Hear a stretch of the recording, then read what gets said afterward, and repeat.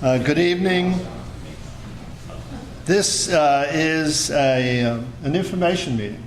You will provide information to us, we'll provide information to you. This is not a formal meeting. My name is Tom Rocco. I'm a trustee of the Village of New Paltz.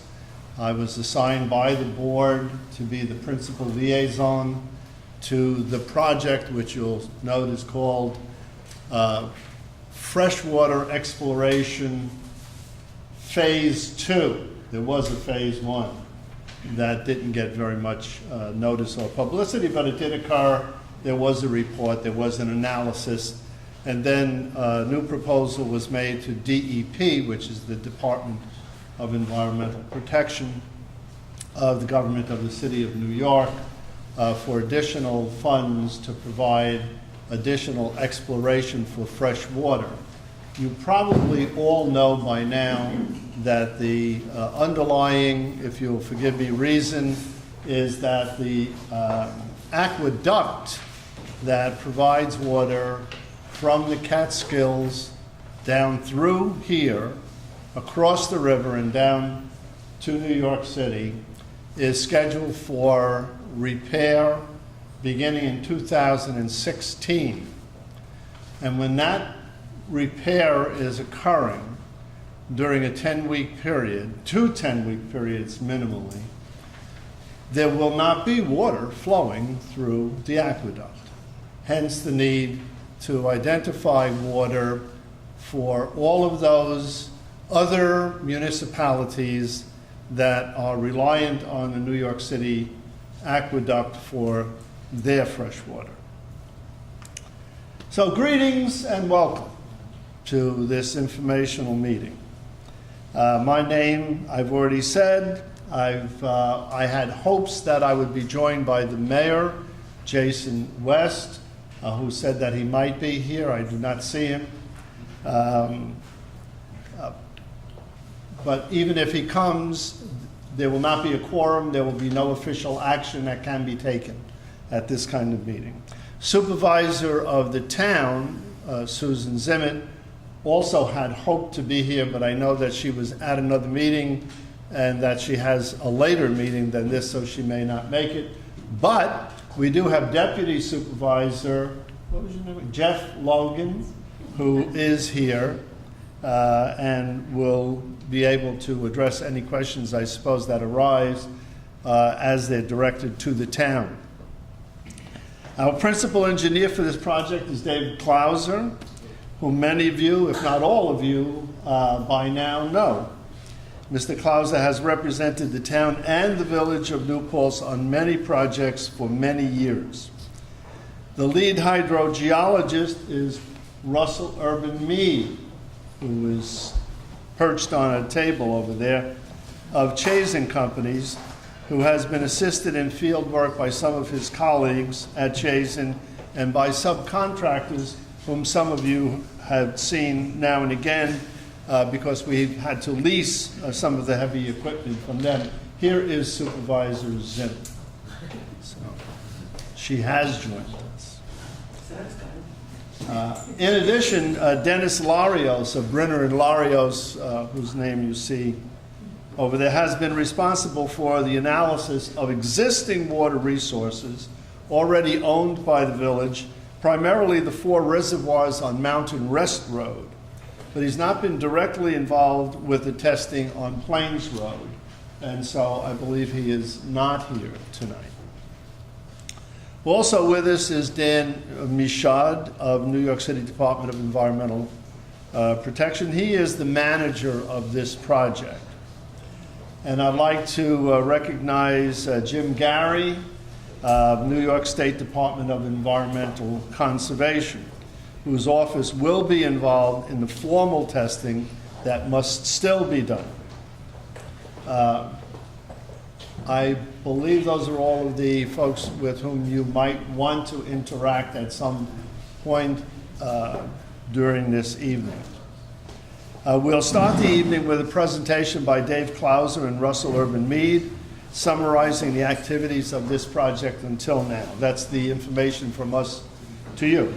Then whatever questions and comments residents have with whatever explanations are required by the professionals, will constitute the bulk of the evening. Because this is a time to be informed by both the residents and the team, I am requesting that when you are ready to speak, you state your name and residence first. There is an objective to this, and that is we want to make sure that the people on Plains Road are the primary focus of this meeting, rather than others who might come because they're curious or otherwise interested. So we would like to know that we're dealing with mostly residents of Plains Road. And this is a plea. Please let one person at a time have the opportunity to speak. We want everyone to have the same respect, you and the professionals, and even me, you know, as a member of the village board, I'm accustomed to not having all that much respect. So the rest of the presentation from this side to you will be by Dave and Rosa.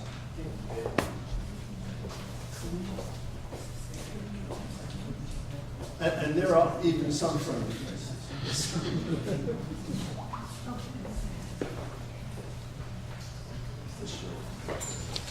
Susan just reminded me that she has a town board meeting at 7:30, so she's going to be leaving early, but certainly she's interested in this project, and Jeff also. Jeff also. We just don't want everybody to think we're walking out because we didn't care, we're being disrespectful. We just have a town board meeting at 7:30, so we asked them to schedule this earlier so we can please get here for a good bulk of it. So I just wanted you to know that when you see the two of us walk out. Thank you. I'm Dave Klauser. I'm the principal engineer on the project. This evening, I'd just like to go through what we've done so far as this investigation, this phase 2 investigation, and then what our future plans are. And afterwards, it's going to be some question and answers. We'll try to answer your questions. It's a public information meeting. We'll stay here as long as you're willing. Let me put it that way. So our project objective was to identify the sources for New Paltz. As Tom mentioned, the aqueduct is going to be shutting down in the fall of 2016, and again in 2017. That's going to be for a 10-week period each time. The storage that the village has in the reservoir system is about 7 days, so we've got a lot to make up for. We're looking for 600 gallons per minute. That's about 800,000 gallons a day of water. That's what we have to make up. It's for the village, it's for SUNY, it's for some of the water districts in the town. That's the average daily flow.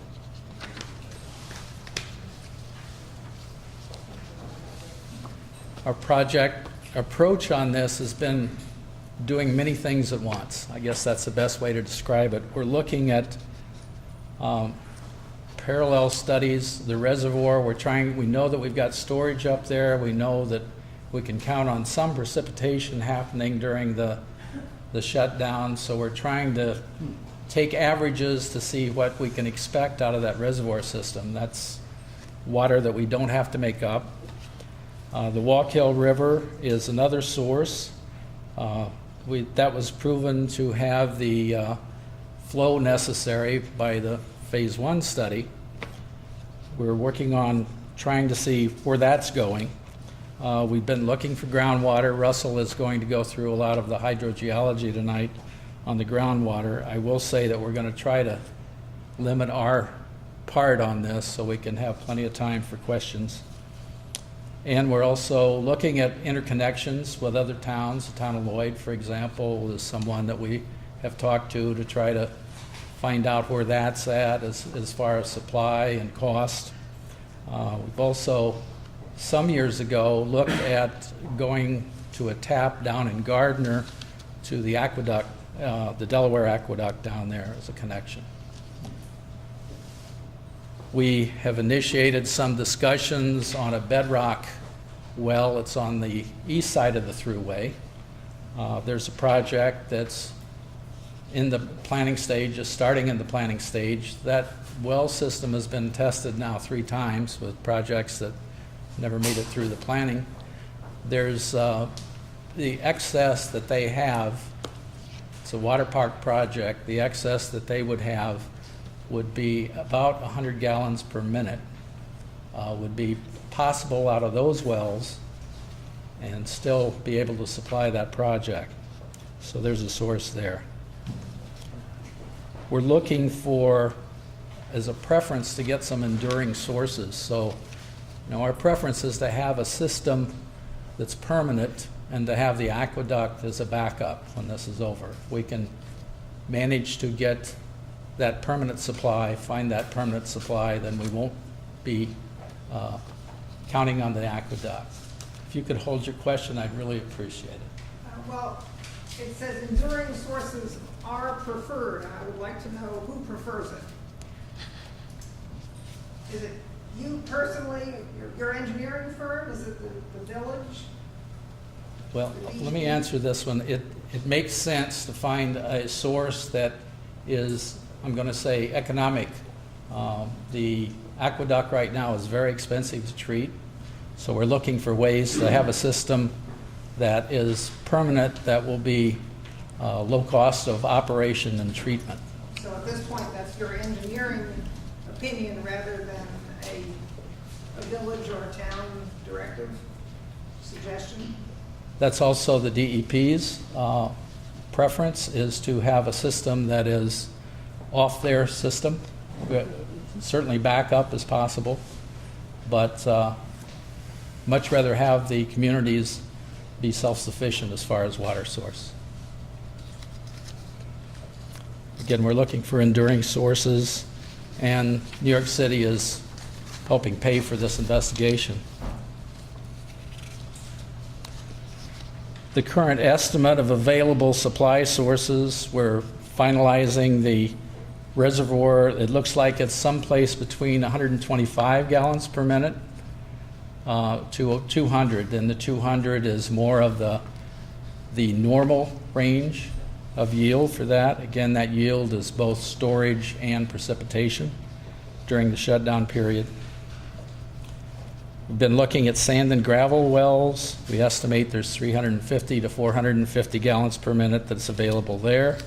We have other sand and gravel wells. They have not been as productive as this well. We had 5 different wells that we did some additional investigation on.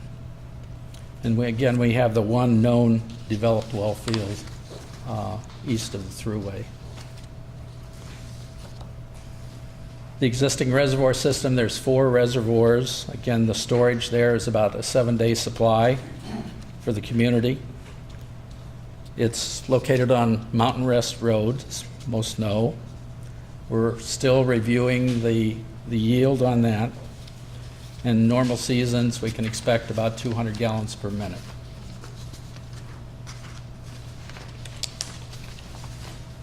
Another parallel tract has been the Wallkill River. The past investigation qualified it as far as volume. We met with the Department of Health back in January, and they confirmed that they would be receptive to that intake, an intake into the river. They asked for at least 1 year's water quality testing so we could find out what kind of treatment would be necessary for that water source. The water treatment plant, as far as capacity, could certainly handle the Wallkill River. There'd have to be upgrades to treat it. And the treatment is possible as far as the technology is there to treat the Wallkill River. The groundwater, I'm going to turn it over to Russell here in a minute. I just wanted to say that we've been looking at sand and gravel deposits. They are typically more productive than bedrock wells. A really good bedrock well may give 50 gallons per minute.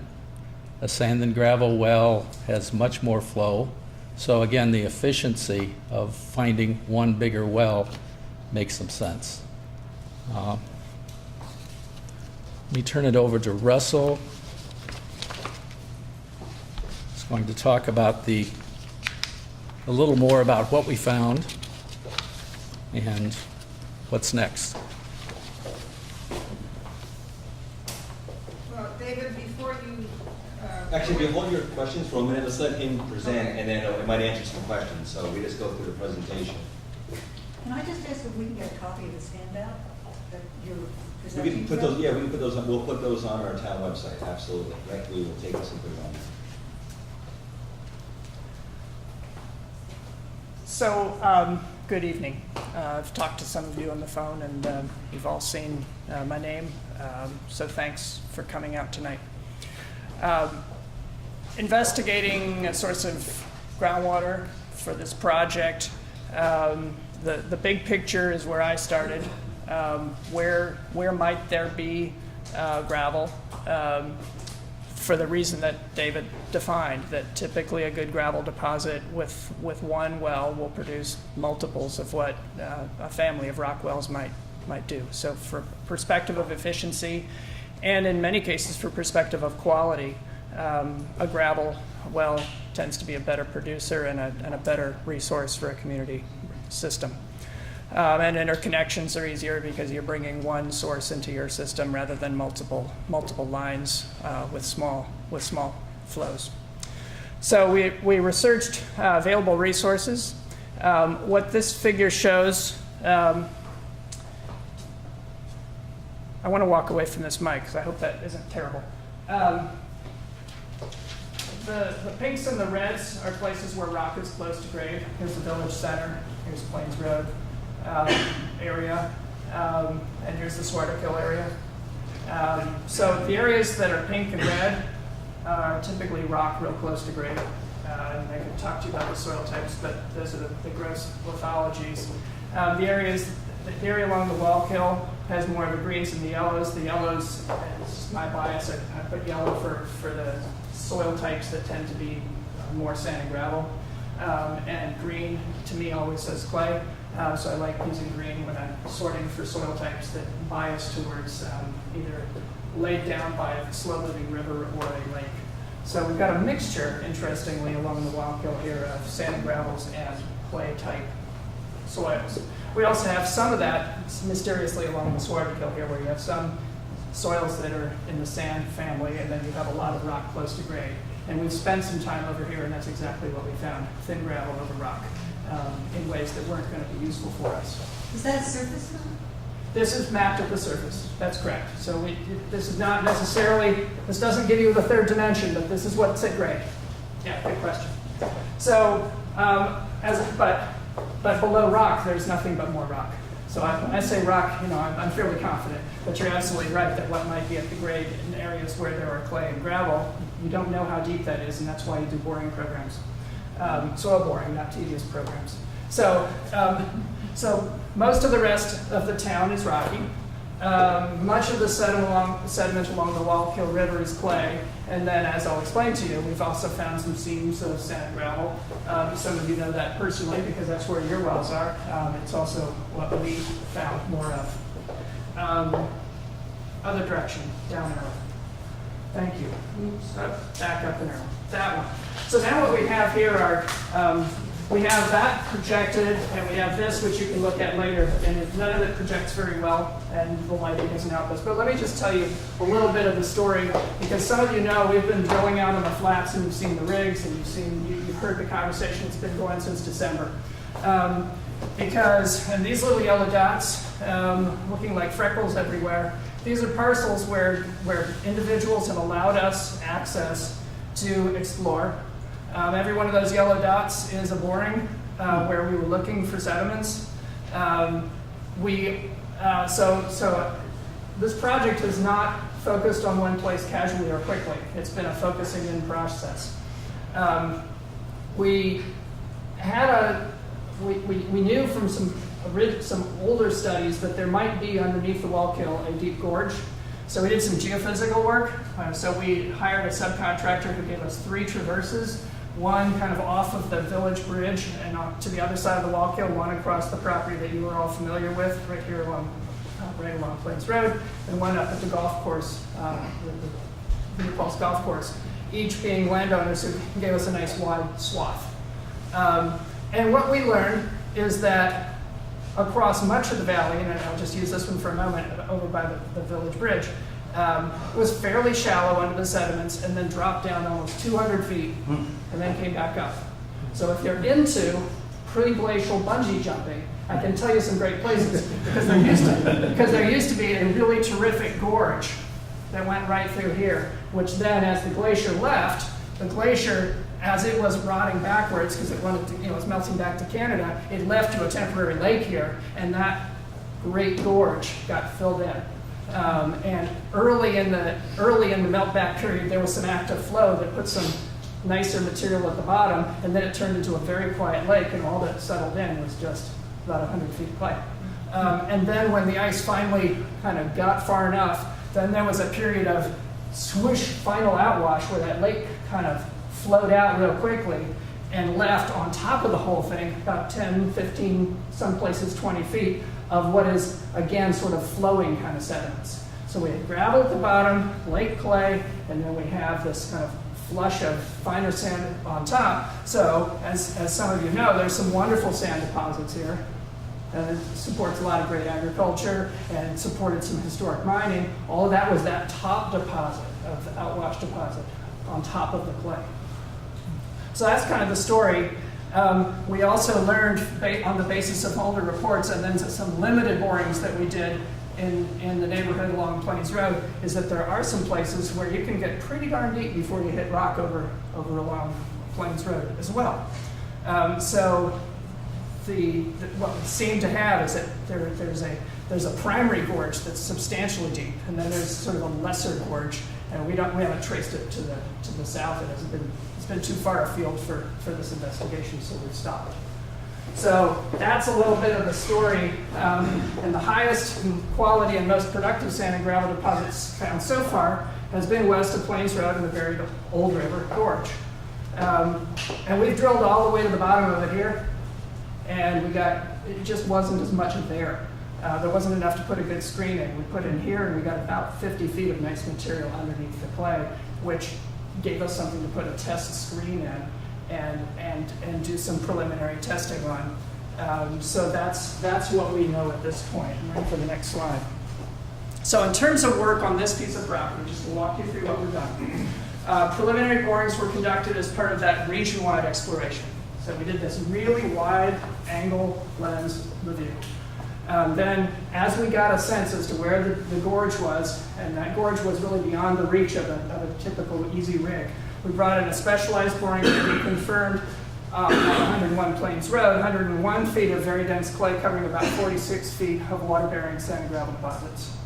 We installed a test well to evaluate preliminary flows, which looked very promising. Evaluations were suspended when the water level in a nearby well dropped below its pump. Some of you know about that. Since then, we've conducted some soil borings to improve our understanding of site hydrogeology. We've done no more water testing. So, and we immediately stopped and have been speaking to the public and got out the flyer, and you're here tonight. So that's really where we are and why we're here, to bring you up to speed. Ready for the next slide. Oh, thank you. So, the gravel in the Old River Gorge is connected to the shallower gravel seams that extend under parts of Plains Road. We know that on the basis of the one well, where we got a phone call and we immediately terminated our test. So we terminated our test, the water level in that well, and actually both wells bounced right back up. So, connection, yeah. It's interesting because we also, I'm sorry to use the word interesting in a casual way. From a hydrogeologist finds it interesting that in between there is a rock ridge. We've drilled right up to the margins on 101 and found that the rock comes right up to about 85 feet below grade, and then by the time you get over to Plains Road itself, it starts to drop back off, and we've got some wells that are about 100 feet deep, and other wells 110, 15 feet deep, and they appear to be finished with gravel. One of them is the one that was affected by the test. So we have sort of a lip in the rock, and then it drops down into that other low. So, and there are some places, Will Olson, a geologist who was on the rig, but there are some places where the clay just terminates right on rock. So there's some places where the gravel is interconnected and some places where there's a dead end. and water does not connect. Some homes along Plains Road have wells installed in the gravel seam under the clay. Other homes have more traditional, deeper bedrock wells, which honestly, in 20 years of being around pumping tests and drilling water supplies, most homeowners have rock wells. So your particular configuration of having a number of homes in the gravel wells is unusual. Viable, just unusual. And a few homes we've learned, because we visited, have very shallow wells finished in that thin sand and gravel that's on top of the clay. So you're in a neighborhood that has sort of 3 different choices going on. So this is what it might look like. If you could have a lot. This is an artistic sketch of what we know so far based on where we've drilled. And I could show you some of the borings that are in here where we actually know about that lip. But in any case, so the property that you look out on, Plains Road, actually has a rock knob. If you look to the back of it, the land comes back up. That doesn't continue onto the Walco. There's rock coming back up. Then there's our bungee jumping canyon. Then there's the lip that comes out, and then there's the deeper sediments. And this is just 3 typical wells. They're actually, many of the homes right along Plains Road are lined up this way. But this is your view looking south, and what I wanted to give you a view of is sort of the 3 different typical well constructions. And how many tests did you do to establish that profile? Not on the basis of tests, but on the basis of the boring logs and our understanding of the well logs. So just to review, this is the clay, this is the nice aggregate at the bottom, this is the sand at the top. And then the typical, once again, those 3 different well constructions. There are some people who have caisson wells or dug wells or old-fashioned wells. People use some different terminology, but the well is fairly shallow, might be 20, 30 tops, feet deep, and kind of terminates in that water that's perched on top of the clay. This is what 95% of Hudson Valley wells are like, where whatever is in the overburden is completely cased off. You blind it off, you say, I don't want that water. You terminate the casing in rock, and then you drill open hole, and the fractures in the rock are what refill the well, and it's water from this depth that's brought up into the house. That's the traditional well construction. How deep would that have to be? These have to, the casing has to be deeper than the depth to rock. So in my backyard, I hit rock at about 3 feet. So there will be steel casing down to about 20 feet just to make a good seal, and then my hole happens to be 150 feet deep. The typical rock well depth these days in Ulster County is running somewhere between 150 and 300 or 400 feet deep. It's not uncommon for domestic wells these days because of air rotary rigs, which go fast, and you pay by the foot. So for one reason or another, you suddenly ended up paying for a 500-foot deep hole. So in any case, deep rock wells are pretty typical, but older rock wells tend to be more 150, 250 feet deep because they were drilled using a different kind of drill rig, a pounder. What do you mean by older? They might be pre-air rotary, so they were the transition in the 1980s, typically. So then, or earlier. And then there's this style, which we have several of along Plains Road, where the casing is completely intact, doesn't take the water from this horizon, but the casing terminates in this gravel seam. And we haven't been able to learn enough about how the finish is, but we've read 1 or 2 records and talked to a driller who said that they're just finished open pipe. The pipe just stops and it sits there in the gravel, which is fine, it works. Which is different from what you do when you're making a high production well. If this straw has to produce 200 or 300 gallons a minute, what we do is we install a stainless steel wire wrap screen, and it keeps the gravel back and lets the water in. So it's kind of like a mesh at the bottom. So there's a mesh there that holds the formation open so that the water can flow in. Whereas these are probably just an open pipe or maybe just a well point. So those are our 3 types. So let me talk about what would happen during a test of those 3 scenarios. And I'll get to that. The purpose of a yield test, all we've done at this point is we put in a test well. We've given it enough capacity flow test to understand that there are important relationships along Plains Road to take care of, and to assure the village that this is a source of water that's worth spending a little more time looking at. There's no decisions have been made. Health Department has not approved use of this well, DEC has not approved use of this well. What we have to do, to everybody's satisfaction, is run a test that says, can this well be put in use in a way that is responsible to existing nearby homes and to the desires for the alternate water source? So the test is ahead, and there are no preconceived answers. There's enough optimism because of the straw and because of what we think we can offer in terms of mitigation that it's worth proceeding with the test. But I want you to understand that when a new well is tested, the groundwater level always adjusts to a new withdrawal. If a neighbor moves in and puts in another well, your water level will drop a little bit because now there's one more withdrawal. Doesn't mean the well is being sucked dry. It means that there's now another straw. Don't want to interrupt you. So- Can you explain that key phrase, what we can offer in terms of mitigation, which kind of? We'll get to it. Okay. Get to it. It's absolutely part of the agenda here. So the test will determine how the influence is distributed through the aquifer.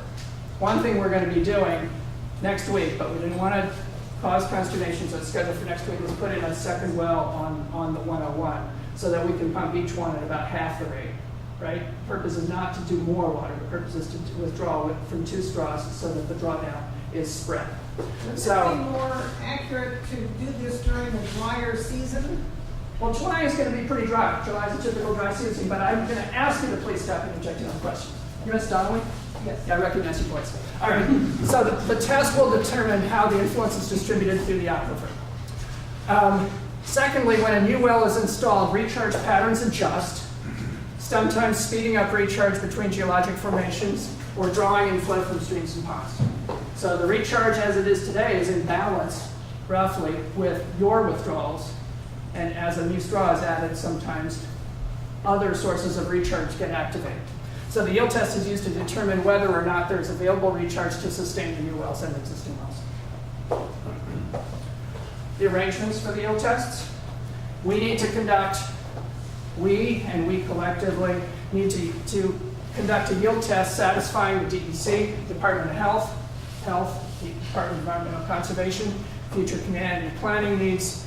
At a minimum, we need to, and intend to, observe water levels in monitoring wells. We already have a number of extra wells drilled on our site. They're about this big. Don't think they're water wells. They are there to monitor water levels in, and that's some of what you heard house being drilled a couple weeks ago.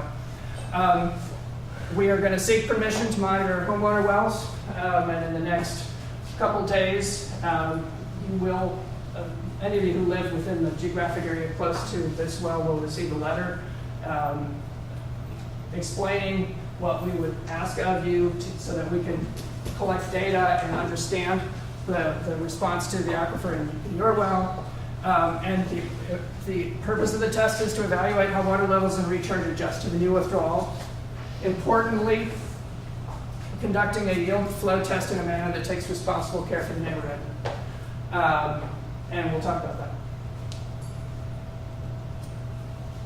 So these are considerations for homeowner wells in the top sediments. And this is the scenario we talked about. Potential impacts during the flow test? None. We're withdrawing from this horizon. This is the horizon that receives direct recharge from rainfall on the land surface. This water level probably fluctuates seasonally more than any, and any of you have wells like this, you probably know that it raises and falls a good 10 feet, I would guess, between dry seasons and wet seasons. But it's really quite separate from this. So if you would like, we're happy to monitor it during the test. Long-term thoughts, this is just a comment because we believe we're going to have no impact. But the comment is that very shallow wells are subject to seasonal drought and local water quality threats, and if they work for you, fabulous. You probably couldn't get them permitted with the health department today. But they work, they're there, they're yours. So that's this study. Bedrock wells, potential impacts during the flow test, no change in capacity. Not to pick on the words, but let me explain to you what those words mean. Remember, this is the cross-section of the gorge over here. We're taking water out of the gravel. The primary impact is going to be experienced through the gravel. So there may be, because there are connections between the rock and the gravel, in fact, that's some of the important recharge to the gravel comes out of the rock, there may be some adjustment in water levels in the rock wells. But once again, since these wells tend to be 100.5 or more feet deep and the pump typically is down here, even if we have a couple, even up to tens of feet of fluctuation in water level, you're not likely to, there's no reason to believe that you're going to lose the operation of the pump, because the pump is down here. In fact, our pump is going to be here. So if your pump is there, you can't possibly pump it lower than the pumping test. Now, we have heard from some people that there are issues, particularly with Rockwells, relating to sulfur odor. So the responsible care that we are happy to offer is, for one thing, monitoring, if you want the peace of mind of knowing, and of the monitoring water level, and to conduct odor and hydrogen sulfide sampling before testing. If we're going to talk about impacts and harm and change, then we have to know before the test what it is now. So we are offering, as part of the protocol here, to conduct odor, which is, oddly enough, odor is something you can order a lab to sample. You know, we send a sample, we send it to them, and they have, I don't know what they call them, I'm sure in the back room they call them sniffologists, but they probably have a fancier word for that. But in any case, you can get a number on odor, and there is certainly a chemistry number for sulfide. There would then be follow-up sampling afterwards, and temporary or permanent treatment needed, once again, covered by the budget of this project. That would be yours if it was installed. So, long-term possibilities is, of course, if you're just thinking down the future, if you have wells like this, they can work forever. So one possibility is no change. You could end up with better odor treatment, or there's always the world moving forward. One of the options always is public water. Probably least needed for people at Rockwells. So, for the category that we know to be most sensitive, we're taking the most care with, so I have 2 slides for you. Potential impacts during flow test, lowered water levels, right? Water levels in the pumping well, if they go down, if there's a connection here, just like, if they're connected and the degree to which they're connected, water level lowers here. Particularly if the pump is a little high, water level could drop below pump level. If one solution we can offer is to lower the pump. Can't lower it below the bottom of the hole, but one could lower it some distance and have some buffer on lowering of the water table. So that's the potential impact. What we've learned so far is that these are much less, these are not the wells that have more of the sulfur odor issues. We are still happy to do odor and hydrogen sulfide testing pre and post option. But this is the well style where that's not what we've learned to be the common complaint. So the responsible care that's being budgeted into this project is, once again, to do the monitoring, so that if you know and we know that the water level is falling during the test, if it starts dropping to a critical level, we can respond. Alternate water arrangements, we can either be proactive and install them right before the test, or we can have them on hand and install them if they're needed, which I think in most instances would be our preference, and we can talk about why. But before or during the test, we also know, based on the last test, that the water levels recover promptly after the test. So I'm not so much worried about what happens before, during, and after the test, because we know when the test ends, we can all stop, look at the data, and think about what to do next. But during the test, the arrangements would be temporary water, or and there are a couple different models. I'll show you 2 slides. Once again, odor and hydrogen sulfide, all paid for by this project budget. Long-term possibilities, and I'm sure you've been talking about them, some of you are thinking about them. Public water is an option in the neighborhood, that as one of the menu of things that could come out of this kind of a discussion. Deeper pumps, once again, if the pump is here and it goes into a new equilibrium with water levels and the pump works just fine there instead of here, it's an easy solution. Or a deeper well. Either a deeper well deeper into the gravel, or convert, just put a rock well in as opposed to the gravel. Those are the kinds of choices that one can think about down the road. Well, that's a completely fair project. The question. Remember what happens next. For one thing, I have to segue back to Dave at some point, and he takes that over, but I'll just answer that question. That this is a water supply project intended to provide water without harm to an existing community. So yes, part of the budget looking forward would not just be put the well in and plumb it in, but make sure that there is a right solution for Plains Road. And that right solution may be that this pumping test shows that by deepening a few pumps and using a moderate pumping rate, maybe the water table adjusts and everything works. Another possibility is that there are just a few wells that are affected because the gravel is intermittent and the connections are not always immediate. And so maybe the solution is give 5 or 6 people within the budget of the project, not at your cost, a deeper well. Right? And then the third option is public water. None of those can be even envisioned yet before we get through the test and figure out how many people are in which category. So just because there have been words about it and there's been misunderstandings about it, here's some choices. Temporary water during the test. Yeah. Happy to provide bottled water. You know, whether it's the 5-gallon things or bottled water. If you're permitting us to monitor your water level, we're going to know. We're going to know, hey, you know, it's getting close to pump. It's time to talk about how to get you water. So it shouldn't be a surprise. The other possibility is to connect a temporary reservoir to your home. Under this option, a holding tank would be positioned near your home with a transfer pump wired to the pressure switch in your bladder tank in your basement. The village project would deliver potable water to the holding tank as needed, and your tank would function as existed as a well. You know, you would do your showering, you would do whatever, and when the switch in the basement says I need water, instead of getting it from the well, it would get it from the tank. Very simple. And how would you know which homes require that? We caused some concern in the neighborhood because we immediately started canvassing because we wanted to try to figure that out. And we got some blowback on that and we said, time out on that, let's have a community meeting and talk about it, right? But the question is, who has those wells? So part of what you will receive in the mail is a questionnaire, which we thought might be a little less invasive than somebody knocking on your door. And so some of you know, some of you have a record, some of you remember the way your neighbor, you know, we may find that we know something about half. The other half we'll never know. And so the other half, if you will allow us to monitor the water levels, I would wager that within the first 24 hours of our test, we're going to see that these 6 wells are falling steadily along with our pumping well, and these 25 are staying steady. Okay, so I know that they're the Rockwells, and we'll figure out pretty quickly which are the ones that are probably connected to the ground. Those are the ones that we will have enough material on site that then we can, for one thing, let you know that you seem to be in that category.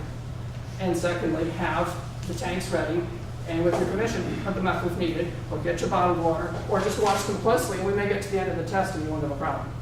So that's the best we can do, short of a far more invasive program where we would, I don't know, ask your permission if we can please pull every one of your pump, look at it, measure it, put it back, and say, okay, now we're ready for the test. It seems kind of crazy to do that. So we've thought that the other approach is the right one, which is let's ask as many of you as you will participate to let us monitor the water levels. And the people up above are going to see no change. The people in Rockwells are going to see modest change, and the people who are connected to the gravel we're going to see it. We're going to find it really quickly. And then we're going to be able to mobilize it and get you water if you need it. That is a real-time response plan that seems workable, and we'd like to talk about it. And you're going to monitor sulfur before you start the Yes. test? Yes, we would. I'm sorry, I'm breaking my own protocol. Let's go on. No, I'm sorry, but I want to interject. You already have set the sulfur in one well, so what's the use of monitoring it now? It's not really before the fact anymore. That's my understanding anyway. There's one well that has us puzzled because it doesn't stand to any reason that I see in any textbook examples that say that a month after a test is done, we're now having an odor issue that we didn't have beforehand. To me, it doesn't make sense. On the other hand, we have offered to put a treatment system on it. So that one homeowner is getting a treatment system, and we're in a sense setting them aside as something that seems a little odd, but it just seemed more neighborly to take care of it. What happened immediately? That's what we've heard, and you know, it's no point contesting it. So we're gonna put the treatment on it, and that. But in a sense, that's precisely what taught us that what we should do in the next case is let's get a baseline of data. You know, and so the request is no. So I'd like to ask one question. No. Susan Simmett is in the room, if I may. The only thing that you appear to be testing for, besides the water quantity, is sulfur, because everybody can smell sulfur. If sulfur is being drawn into wells, it's possible that there are other things, harmful agents, E. coli, heavy metals, pesticides, herbicides, there may be changes in hardness that are not tested for because people don't know about them right away. So would it be possible, instead of just testing for whether the water smells funny, to test for actual threats to health before another test is done on July 14th? And I'm sorry, I'm just going to interject. Susan and I do need, it's 20 after, and I apologize, and I do want you to finish. Most of you know me, Jeff Logan, Deputy Supervisor. I actually live on Plains Road, and many of you recognize me, some of you are reading smiling, some aren't. I'll be at your house tomorrow, Joe. Find out why. I actually live, I have most of our wells, just so you know that none of this is being taken with just being given one source of information. The well drillers in our area, we have Frank Savarese, we have the Tompkins family, we have Jim Weil, and actually my well predates even any records being given. My well dates all the way back to the Nielsen's when they used to drill wells. My well pump failed, I'll make it up, 10, 15 years ago. It's about 180 feet. It's the version of the hybrid. There's some test wells put in across. I seasonally get sulfur. It's just part of the deal. The hydrologist can probably explain why. I don't get it every year. Some years, right? For some reason this year, I'm getting it. 2 years ago, I got it again. I may not see it again for another year. It may stick around for a while. But I want to let you know we are talking to all the well drillers. When he refers to a well log, by law, please don't ask me when. He may be able to answer, or Dave might. At a certain point, the Department of Health required that all wells drilled were what's called a well log. So most of your homes have what's called a well log, and that is filed. And it'll tell you the depth, it'll tell you the flow rate, it'll tell you the quality of the water. It'll actually tell you the borings that were taken out. And they'll be able to identify where you are. Again, mine is somewhere, just because we did put a well sock on mine is somewhere in that gravel, muddy area type of range. And I'm at the far end of Plains Road. So I just want to let everyone know, I've been getting emails and copying on emails and sent emails, and I've been told there is at no point anywhere in any of this are we looking to take away all the water from the residents of Plain Road and force them onto a water system. The DEP is paying for all of this. They have shown nothing at all but good faith in making sure everyone is getting quality water supply. They want continual quality water supply that will be of your choice. We will hopefully have several options of water supplies. I actually stopped down one time. We all know when I was younger, that was still Dave Rohr's very active sand pit, and we used to play in there. Oh, but it's the sand pit? Oh my God. I think he used to call the police on us. We were down there in our trucks racing up the sand pit. I mean, it was a lot of fun. Yeah, we would come back the next day and dig out our trucks out of the sand pit because we got them stuck. So that is where they actually stopped down, and they had the borings down there, and they were more than happy. There was one of the well drillers was there, more than happy to talk to me about the quarries and what they're finding. So this is nowhere, we are nowhere near to making any decisions. There will be no decisions made without conferring with all the members of Plains Road and any neighbors. There will be no decisions made without conferring with both our consultants, the DEP, our local engineer, who also has concern, and again, myself, I'm a Plains Road resident. You guys know where to find me. If you have questions for me, please either use our town website. Most of you know who I am, know where to find me down there by Pete's Farm. Come down, knock on my door. I'll be a nurse all day tomorrow, so don't knock on it tomorrow, but I'll be around all weekend if anyone's got any further questions. We will get this up on the website. We'll have Dave get it for us, then we'll get it up on our town website.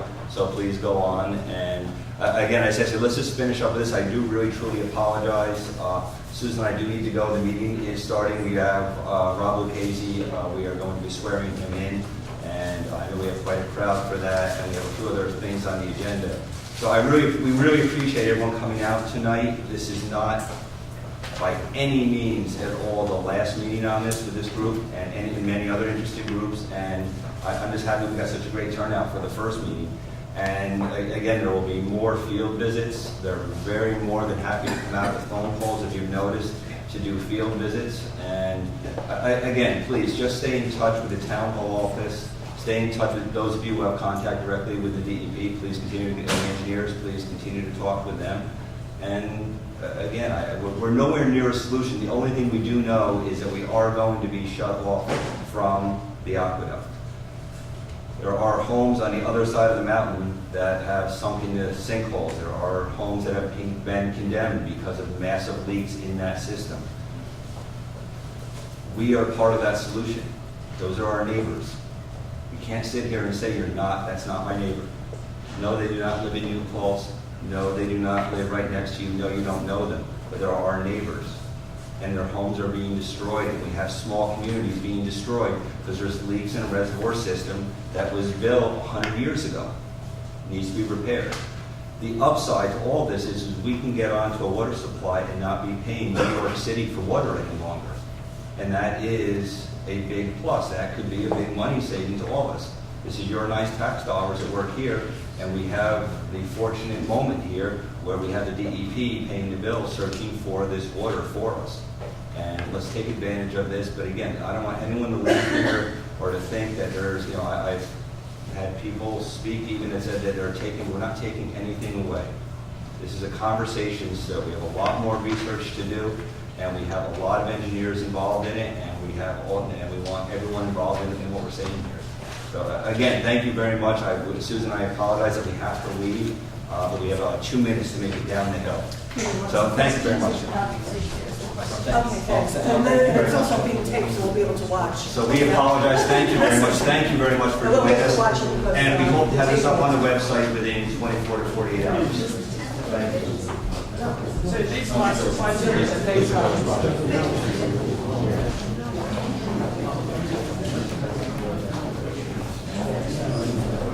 So Dave's going to finish up the last 2 slides, and then it's Q&A for as long as you'd like to ask us questions. So just the anticipated schedule is, tonight, of course, is the meeting. The homeowners' permission letters are going to go out within the next couple days. The week of June 23rd, we're going to install the second well on the Roar site that is closer to the pond. That is where we did the investigation to find out the sediments here last week, 2 weeks ago, whatever. No water was pumped at the time. Is your microphone on? This is interesting, Mike. There's no amplification in the room. From June 23rd to July 11th, we really are looking to find out as much as we can about the wells. We've found out some already. Some residents have been very kind and have given us the information that they know on their wells. We have some data. We're looking for more. We will be able to set up what is needed to be done during the pump test based on that data. We're hoping for a lot of cooperation here. And then the week of July 14th is tentative for doing the yield test. Is it the whole week, 7-day test? I don't believe it's going to be that long. We don't know until we really start it and get down to a stabilized yield. We don't know how long that's going to take, but based on the testing that we did, the early testing, just trying to qualify whether this was worth testing, it looked like it was stabilizing. I don't believe it'll be a week long. Can I just ask, because a yield test means that you're going to pretend that you're pumping as much water as you would if we were really using it for the village? That's For a right. temporary time period? And we're trying to make sure that that's a permanent source. So it's going to stabilize, and it's going to recharge. I still have to question this notion of why you're trying to make sure it's a permanent source. There's a temporary need that's been established, not a permanent need. That's not an engineering issue. That's a political issue. It's a finance issue, and it's not an engineering issue. Well, So we're you here to can- talk about all of them, aren't We can, yeah, but you can ask me. Okay. You But said you're so fast. but it's not an engineering issue. Well, but it was an engineering recommendation. That's No, why. it actually wasn't. It was a question that Ms. Donnelly No, asked? in the letter announcing this meeting, Yeah. it was said that the engineers make that recommendation, so it actually was presented as an engineering decision. It's been represented to us that it is one of the choices, the preferred choices, so we're running with it. Okay. If we receive different Preferred by instructions. My group wasn't represented. This is not an engineering issue. Let the engineers finish the engineering presentation. I We have repeat, it all was night. presented as an I'm not engineering going issue. anywhere till tomorrow at 9. We've got all day. I'm yours. I repeat, I brought it up to. Are you willing to answer the political questions after the engineers Yes. are through? Okay. To the best of my ability, I will not give you any information I don't have.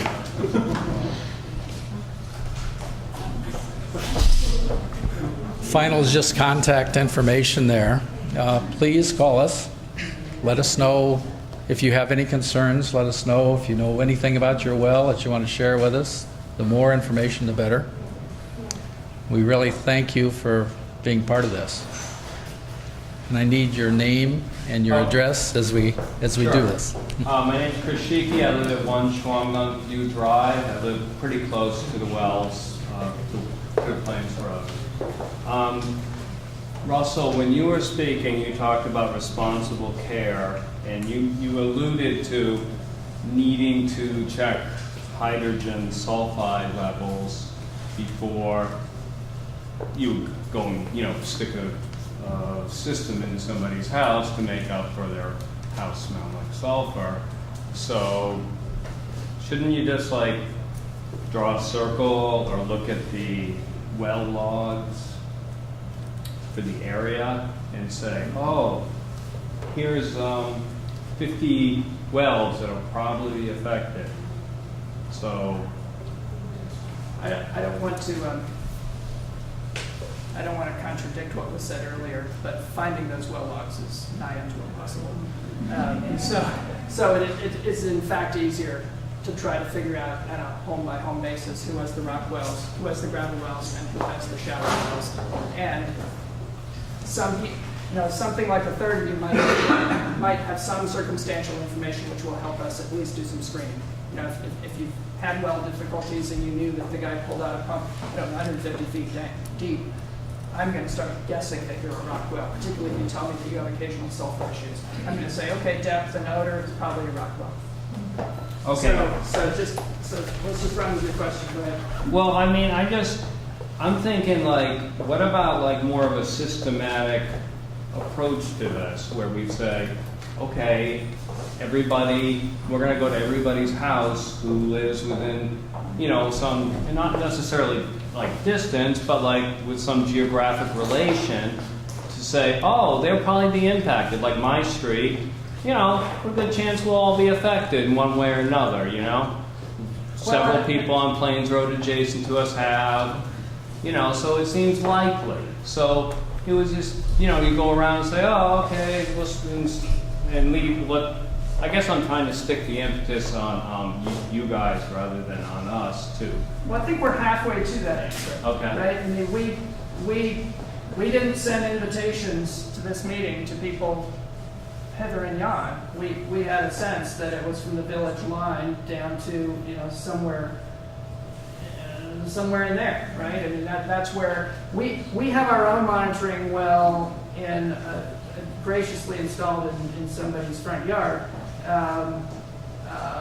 Where is it? I don't want to say it's here, right? So we know how much drawdown we saw there, and we know how much recovery we saw there. So what's that address? what is the 92.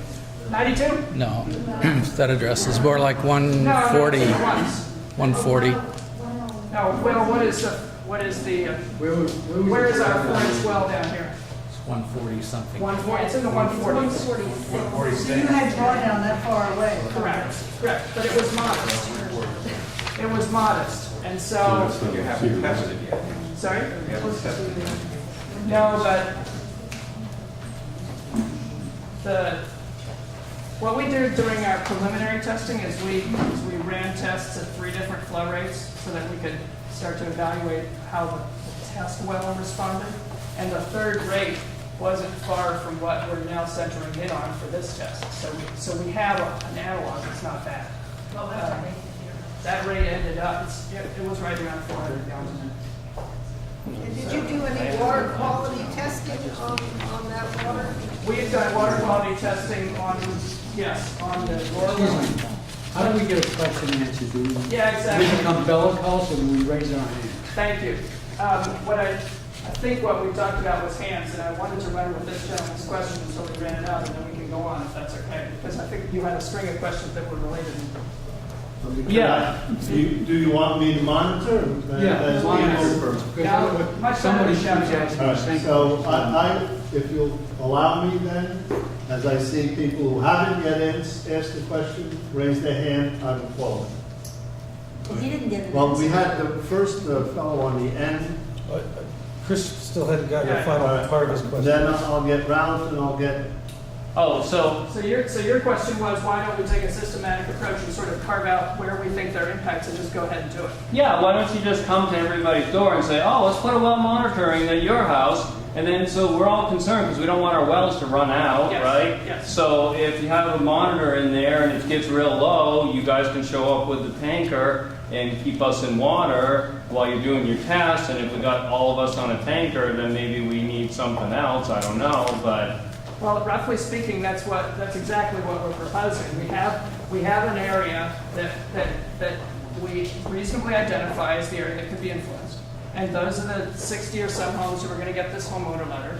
And it asks every single one of you whether we may monitor your water level. And it offers every single one of you, if you have concerns about hydrogen sulfide and odor, whether we can take a pre-test in hydrogen sulfide and odor.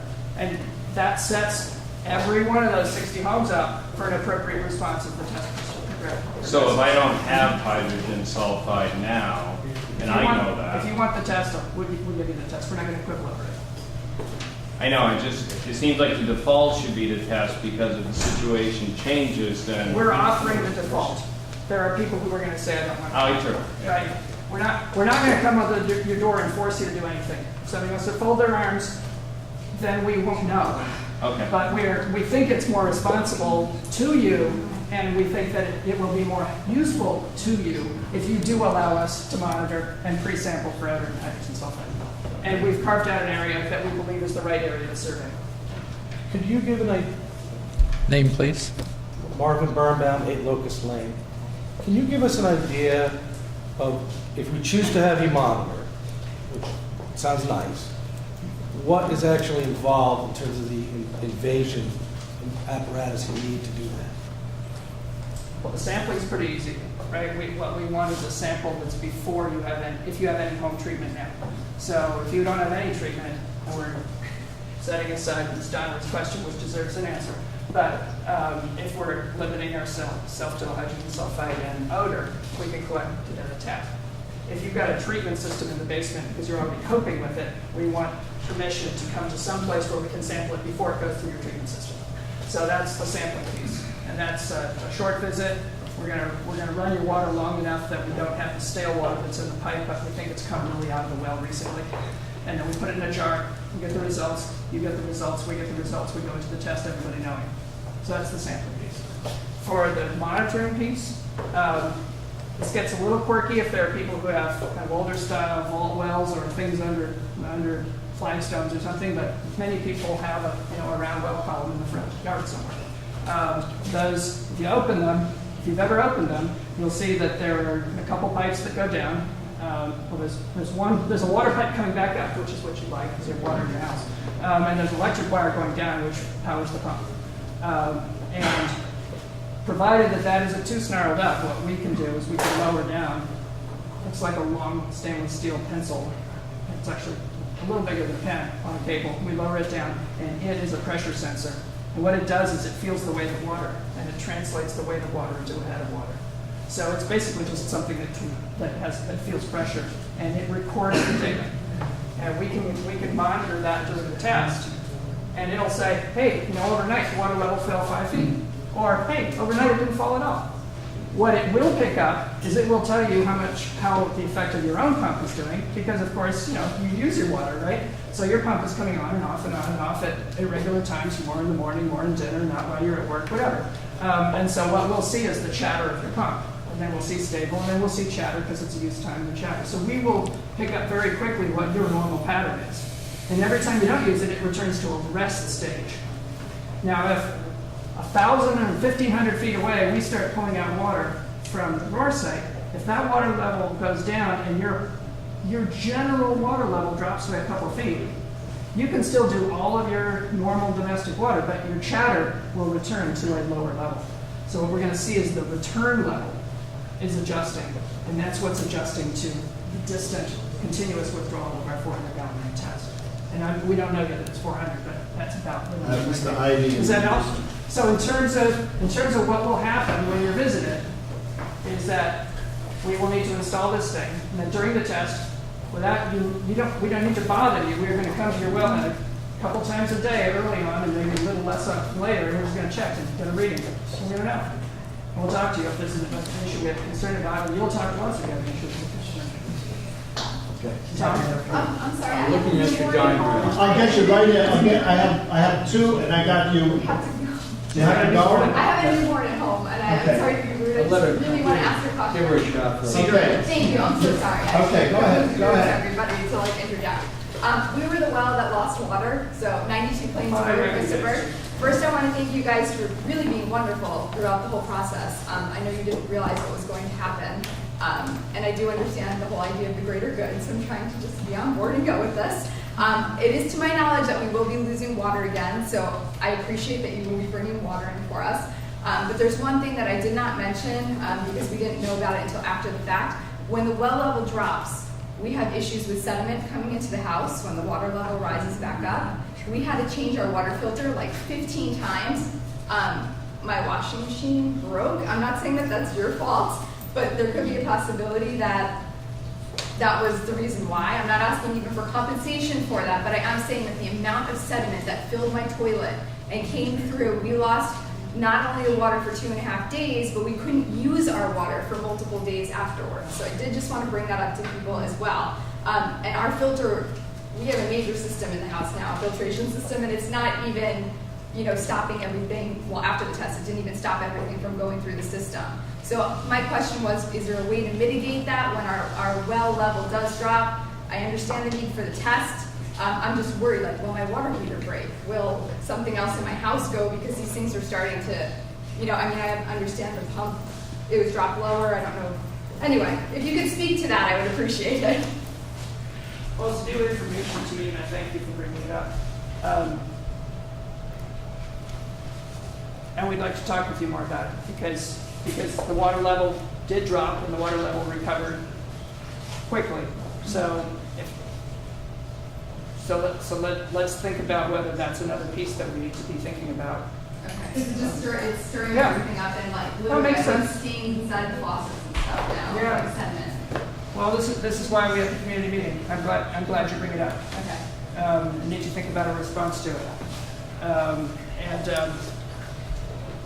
Please feel free to call. I'm sorry that you sat on it this long. Yeah,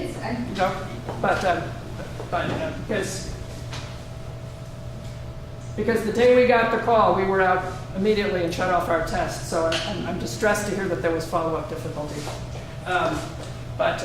Let us think about what the appropriate response for that is. Okay. I'll For the record, we're going to work on that. Okay. Got Dr. Ivy. She's absolutely right, by the way. My pump failed, and when I had it fixed, I had the same problem. Now, looking at I'm the sorry, your address? What's that? What was the address? Yeah. Oh, Woodland Drive, right off Plains Road, 3 Woodland Drive. Thank you. And your name, sir? Could I get your name, please? Looking at the diagram there, your test well is in this sand gravel deposit, right below this huge clay line, right? Now, if you withdraw water from that sand gravel deposit, what is the recharge rate below that clay land? Because the clay is impervious to water. So you're going to draw down water in that second well much faster, and it's gonna recharge much more slowly than the top, isn't that so? You mean this relative to this? Yeah, not that, no. This Look one? at where your test well is. This. Your test well is there, above the sand gravel, but below the clay. Here. Yeah. Yeah. Now, that's pulling water, the cone of depression is gonna go down all along that whole system. Right. So, when you're drawing water out of that system there, it's not gonna recharge as quickly as it draws down. It's gonna recharge much more slowly because of the clay lens. Isn't it? How does the water get past that clay lens into that sand gravel deposits to recharge? It's part of the reason we need to run the test, because every pumping test I've ever run, at some point, you find a sweet spot between the pumping rate and the rate where, from the various places, sometimes you don't know how far they are, provide the balancing recharge. And what we do know from the period of testing we did do here is that it was falling and falling and falling and started to stabilize. And so somewhere it was finding recharge. I can also tell you that last week, we've left a couple of our pressure sensors and data loggers in a couple places that we have some control over. But in other words, they're not in homeowner wells right now. I have a feeling most of the people who live off Pine Road have a well that's probably in the sand gravel deposit. We'll find out. Yeah. But the point I was going to make is that, it rained a lot last week. And so We had a drought last year. the question that you have asked is the question that I'm asking myself. What is the sustainable pumping rate here? I don't want to deliver it to the village and have them falsely understand what they're getting. I don't want a pump to go in that has a long-term impact that is unpredictable or unknown on your behalf. So the question that I'm anguishing over is, what is the sustainable recharge rate? What I was pleased to see after last week's rain, by looking at a number of data loggers that we have in wells constructed like this, is that the water level in this formation rose as a result of the rain last week. So we know that we may not know exactly where it's getting down, but we know that it's getting down. And to me, that's very reassuring. Because if I hadn't seen that after last week's rain, I would have said exactly as you do. This is like isolated water. It's been down here for a million years. Once we pump it out, it's gone. But what I saw last week, after a week of good rain, we saw this water level rise. The other thing is, remember that other map. I'm not going to flip through these things. Actually, I can, because it's close. Remember this figure.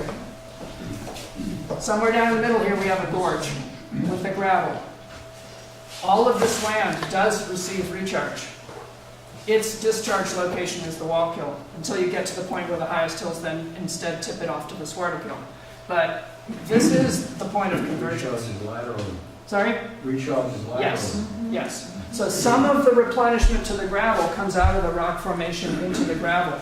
And that's precisely what I'm getting at, that if we start pumping water out of the gravel, it may accelerate movement out of the rock formation into the gravel, which it previously didn't need to do, because no more users. It was currently in equilibrium. It probably is coming out of gravel now to meet your needs. And so if we depress the water table a little bit more, it will accelerate the rate of movement coming from recharge here into the gravel. So what we're looking for is whether that new balance can exist. And it's part of the responsibility of the test to satisfy the Department of Health. And the thing about the Department of Health's responsibility is to not lead a community down the rosy road of hope, right? They have to approve a new source for its reliability as well as its portability. So the health department is going to look closely at the reliability of that test. And so I have to, if I didn't care about it morally, I also have to care about it as a hydrogeologist. I do happen to care about it morally. But the regulation is, that the health department is, I have to show what that sustainable discharge rate is, and that is precisely, you've named the question very well. We're looking for the recharge rate. By the way, no clay is completely impervious, but it's really slow. You're absolutely right. So if we get out under enough clay, there is weepage through that clay, but at a really low rate. How many towns are dependent on the Castle Aquifer? That's a different question that DEP has to answer. It's neither a political nor an engineering. I'm happy to answer. I have this gentleman first. Tom, if you want, I'm happy to answer that question. On this up north of what we call Kensington Reservoir, there's about 15 communities on Castle Islands that are reliant on us and for backup supplies. Or have existing backup supplies. So, about 15. And perhaps you have to say it a little bit louder. Yeah, not familiar if you know where Kensington Reservoir is, it's on the east side of us, it's down south here. So between Ashokan Reservoir, which is up in the Woodstock area, and Kensington, the Catskill Aqueduct stretches between those two water bodies. And there's approximately 15 upstate communities that tap off the aqueduct along the way. Most of them have backup supplies and have gone out and got that on their own. The village, because it's of its size, has been able to do that historically. So they're one of the last that do not have a backup supply. Backup supply, as Tom mentioned, is to get through this shutdown, but it's also for an emergency preparedness, redundancy, and reliability for the village and town. It's bigger than just our shutdown, and it's very important. State emergency management officials are looking at this. It's not just to fix our aqueduct. I have this gentleman, and please state your name, sir. Yeah, my name is Vincent Variano. I live at 8 Shandong View. I'm clearly a resident in the area for 8 years. I have lots of questions. I'll try to summarize them in one. But first, I want to mention our expansion tank blew the week of the test. So there's another kind of thing that needs to get added to your impacts. It's a little sad that we're now meeting after the chaos has hit our neighborhood. This is a little after the fact that you tell us you're doing these tests, that you're going to affect our lives forever in terms of possibly having town water, underground water that's chlorinated, that dig up our streets, etc. There's all sorts of implications here that weren't even brought to our attention. I learned about it by one of the subcontractors sitting out on my street. It's not the way it should be happening. That's the first thing I want to say. There's just so many implications regarding underground, everything's connected. So it could be fine now, but it could be terrible in 2 years when a drought hits or something like that. We're talking about digging up Plains Road. This is a recreational paradise. It's like the only road in New York State that doesn't have a pothole in it. Yes, it is funny on a lot of levels, but ultimately it's very impactful to us. Of our purchase prices, $20,000 or $30,000 of every homeowner is for a well system that we pay for. And now we're going to abandon that and possibly have the average New York City cost of water. I went to the DEP website. It's $991 a year for an average household. So there's $1,000 added bill that we potentially are going to have. We have the river sitting here. Didn't hear much discussion about, like, let's pump the river. Then we don't have any of this. We don't dig up the roads. We tap into wherever you are already. There's hundreds of other things like that. Let's see what else. Yeah, right. That's about the summary of it. And I'm sure someone else can fill in some of the gaps. But basically, who's representing the citizens? The town has lawyers. The DEP has lawyers. The DEC has lawyers. The engineering companies have lawyers. Somebody's got their back. What do we have is my question. Our town reps clearly have other priorities tonight. I understand that. But still, their interest, I don't know how many town water districts are on this, but here we're talking about a village water problem, and you're drilling in the town. And you're going to dig up my road potentially. You're going to put a tank possibly during the test for a week. Run it, I don't know, I guess drill a hole in the side of my house to get to my tank to hook in. Or I guess the subcontractor, you're going to scoot to where my hose comes out, and so that's where my water is going to come in that way. It's just so many questions, and it's all just hearsay. Well, this might happen, that might happen. I guess if I had to leave with one question, what are the odds that we're going to use the Wallkill River, which provides 800 gallons a minute for the near future? Is that a realistic possibility? Or is the cost of that treatment just too high? No, it's a realistic possibility.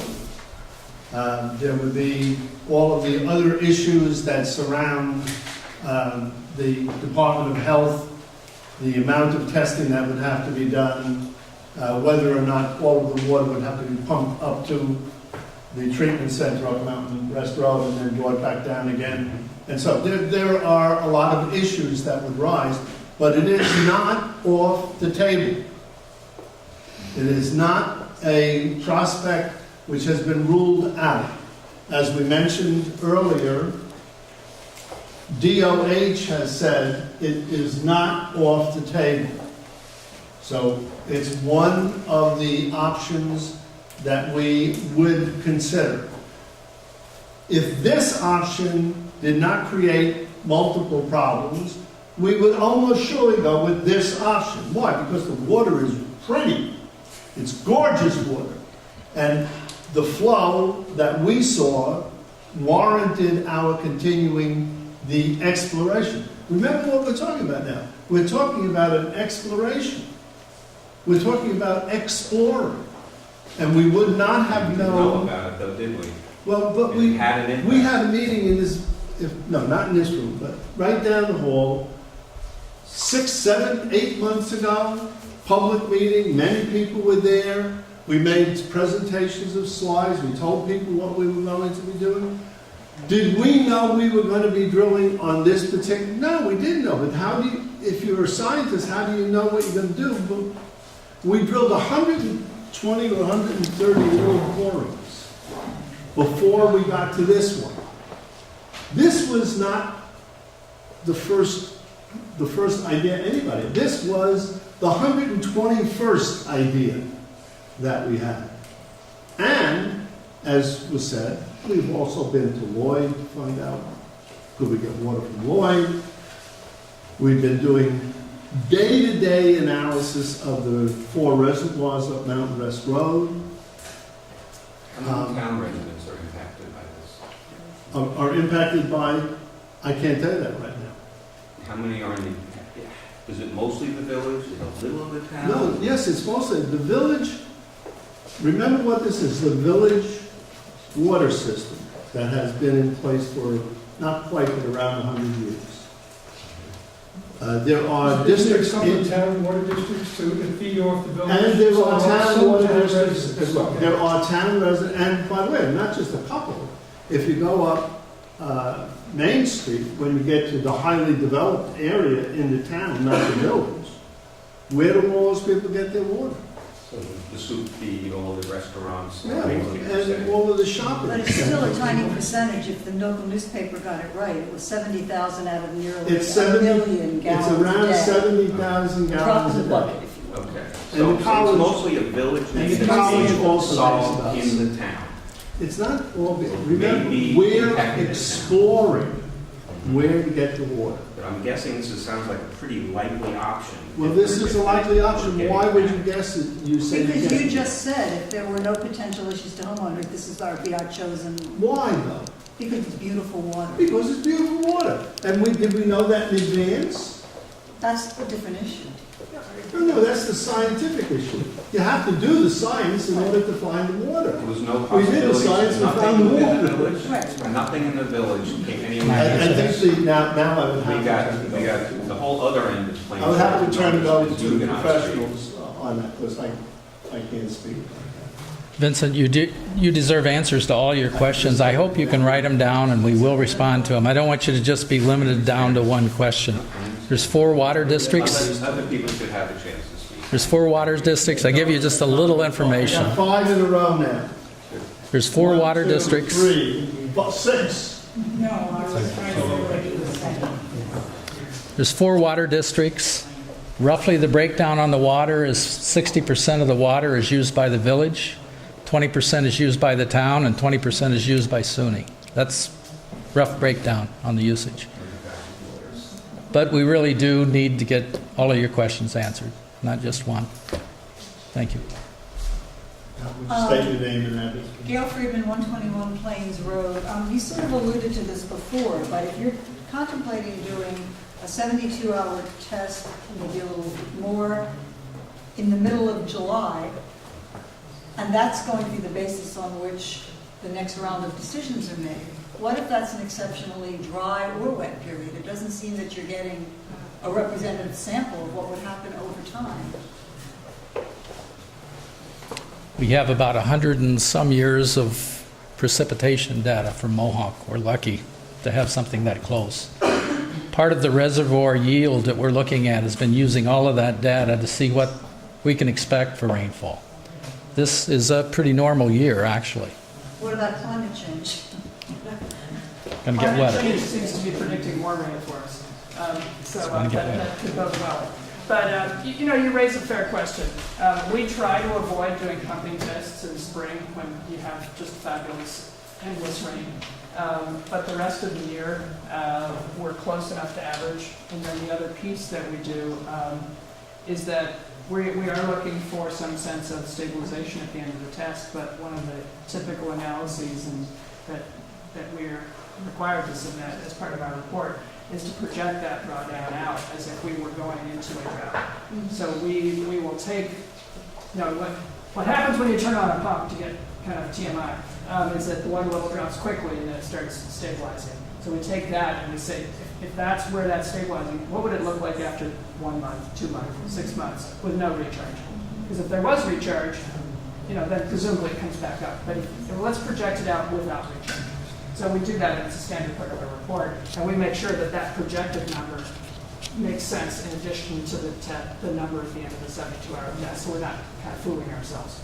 So might I just add to that? That's how we try to I'm neither a scientist nor an engineer. The Department of Health requires that kind of information. Well, that's So we don't quality just do of, it. that's quality of the water. But they have to also assure that there will be sufficient amount of water to serve the needs of the population. Are you asking whether the quality would change over time? No, I wasn't. Okay. That was just, I was thinking of as DOH's primary responsibility. No, the health department doesn't want the village and city and the 20% in the town to go onto a water source that they don't believe will persist over time. That I get. Obviously, we're coming at this trying to represent ourselves to some degree from the opposite end of the spectrum. But the test kind of interestingly answers both questions, because if it's stable for the people receiving it, it should be stable for the people who say goodbye to it. Ms. Donnelly, and then you, and then I have 2 more people here. And 3, 2. So, Amy Donnelly, 1 Locust Lane. You convinced me, Russell, that the quantity is likely to be great. I am still addressing the question about quality. Happy to talk about your quality question. Well, let me ask my question.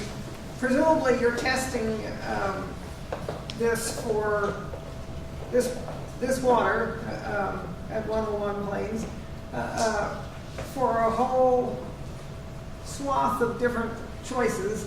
I'd like to see, besides sulfur, I'd like to see a list of what exactly you're testing for.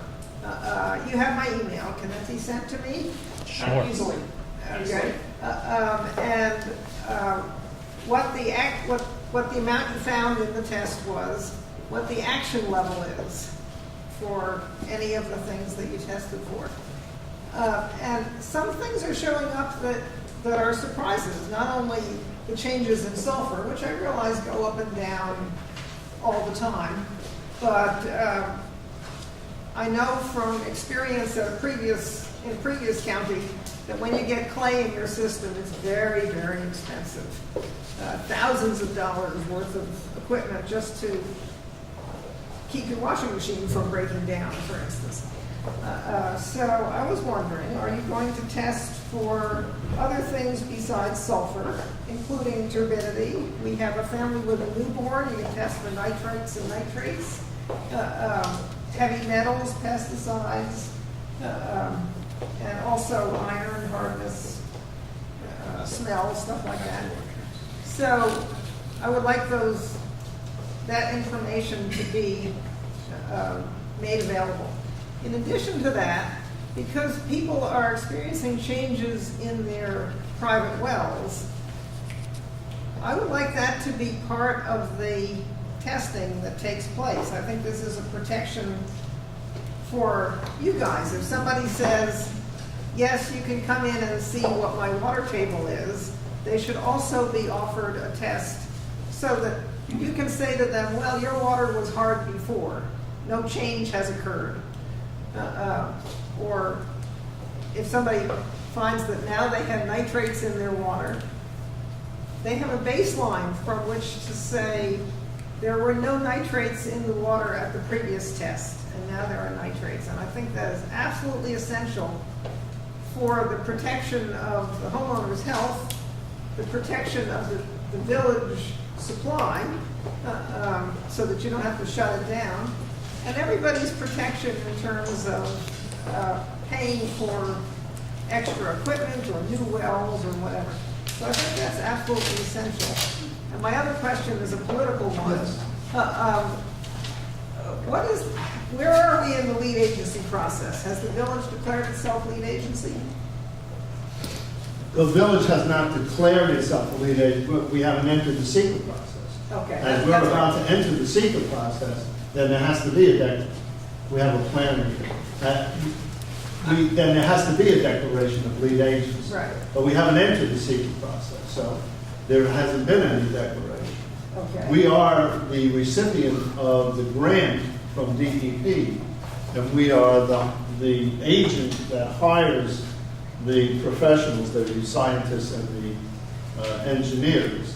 So we are acting as that agency that will have to declare itself when we enter the secret process. Which will be when? I can't tell you if it will be at the next board meeting or the board meeting after that. Or It's when we have a project. It's when there's a project. We don't have a project at this point. We don't know what it's we're just doing. testing, but this is an environmental impact. It's exploration. Well, the environmental impact, as you know, would be determined by the Department of Environmental Conservation, by the Department of Health, and so forth. Right. And at the present time, what we're doing is drawing water and running it through initial tests. Yes, but since there have already been some impacts, and Well, since but my as you're suggestion, speaking is an environmental impact, as you know. You're a scientist, you know that. I mean, every single thing that occurs has an environmental impact. environmental impact under seeker, and since some people have already been impacted, I would like to request that this testing that I'm talking about, both what Russell was talking about with the pressure sensor and also water chemistry, the things I listed, and I can send David or Russell an email if necessary, that those be done before the next test scheduled for the week of July 14th. Which is almost here. Right, can that be done? I can't tell you. We can get you the list of the parameters that we're testing for. Those are part beef. Well, no, what I'm Part asking five is Bs. to establish a baseline. And I think that probably a lot of people would agree with me that you can't tell how your water was impacted after the test until you know what your water was like before the test. So how can we tell what the impact is until we have those tests?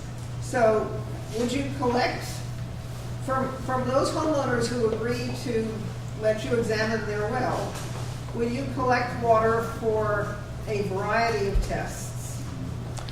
What tests are you looking for? I mean, the part 5 is huge. I haven't forgotten. It's very attached. Okay. The profile from the testing laboratory that we discussed, the one in Indiana, I recognize that that wouldn't be suitable for public water supply for DEC, but I think the homeowners are mainly interested in getting their information about their private wells. And I understand from Jim Gary that that would be acceptable to use a non-New York State testing lab. So their profile, and it would include, but not necessarily limited to, coliform. Obviously, we need to know if something unhealthy is being sucked into our wells.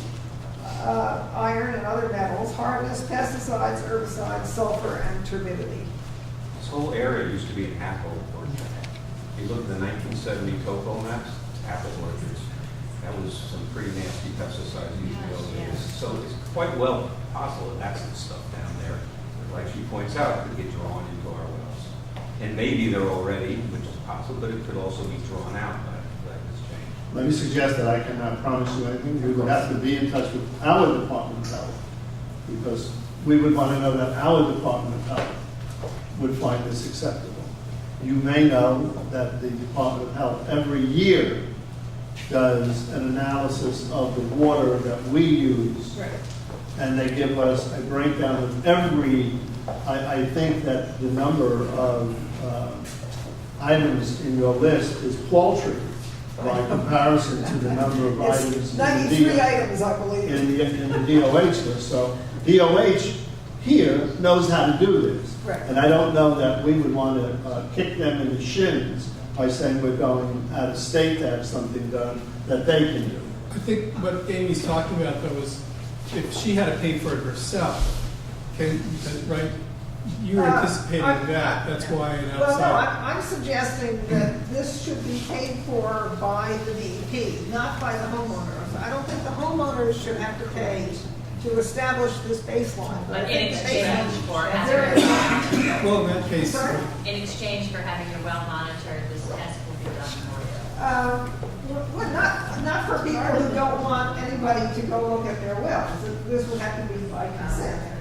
And it might not be a large number of wells, but, yeah, it doesn't, I don't want to kick anybody in the shins. Let's you're going to give us the items that you believe need to be monitored in advance, and we will consult with the appropriate agencies about whether that can be done in a way that would be satisfactory in advance of the test. Okay, but I just want to be on record as saying that I think it's essential to establish a baseline You're on for record, the and you test. have a record up.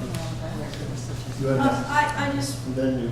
would like to shortly echo what Amy's saying. I am one of those, I wrote it down, I can't remember what we refer to it as the really short ones, cistern, tap spring, and it's been there for 240 years. People have been drinking the water from that spring, and I've had it tested several times since I lived there, and I'm very comfortable with it. That said, when you change things, and I realize you say there probably won't be much of a change, but we have testing to show that there's coliform in that little stream there, Solo Creek stream. We know that there's coliform in there, fecal coliform, and so I'm really just concerned about the pull and the draw that we don't know. So that's another reason I'd really like to highlight that I would like a baseline test on a lot of things in my water now, prior to your test. I'm sorry, what is your address? Your name? I'm sorry, Kim Kimball, 100 Plains Road. The other question that I had was, when you talk about that you might mitigate things for us and put things in our basement to help with changes that may occur as a result of this testing or drilling or pulling water from across the street, but we then are responsible for the long-term maintenance and cost of having someone come in and treat our water and change our filters and everything every year. So I think it's a really lovely thing that you guys would come in and set us up on something that's going to mitigate whatever happened, but we need to be aware that we're going to be paying for that for a long time. And I know I pay my water guy a lot now. And my final question is, I'm a little confused when you say you put about 120 test wells. When I was out talking to, I think, Will that day at Roar's property, there was a difference between the test well where you were really like pulling a bunch of water out of it and then a monitoring well. A boring. We're talking Boring, about the 120 small borings. one. And did you do 120 of the ones where you just drew maximum amounts of water out? No. You did 120 of the little ones. And how many of the really big ones that affected our wells have you done in the scope of this work?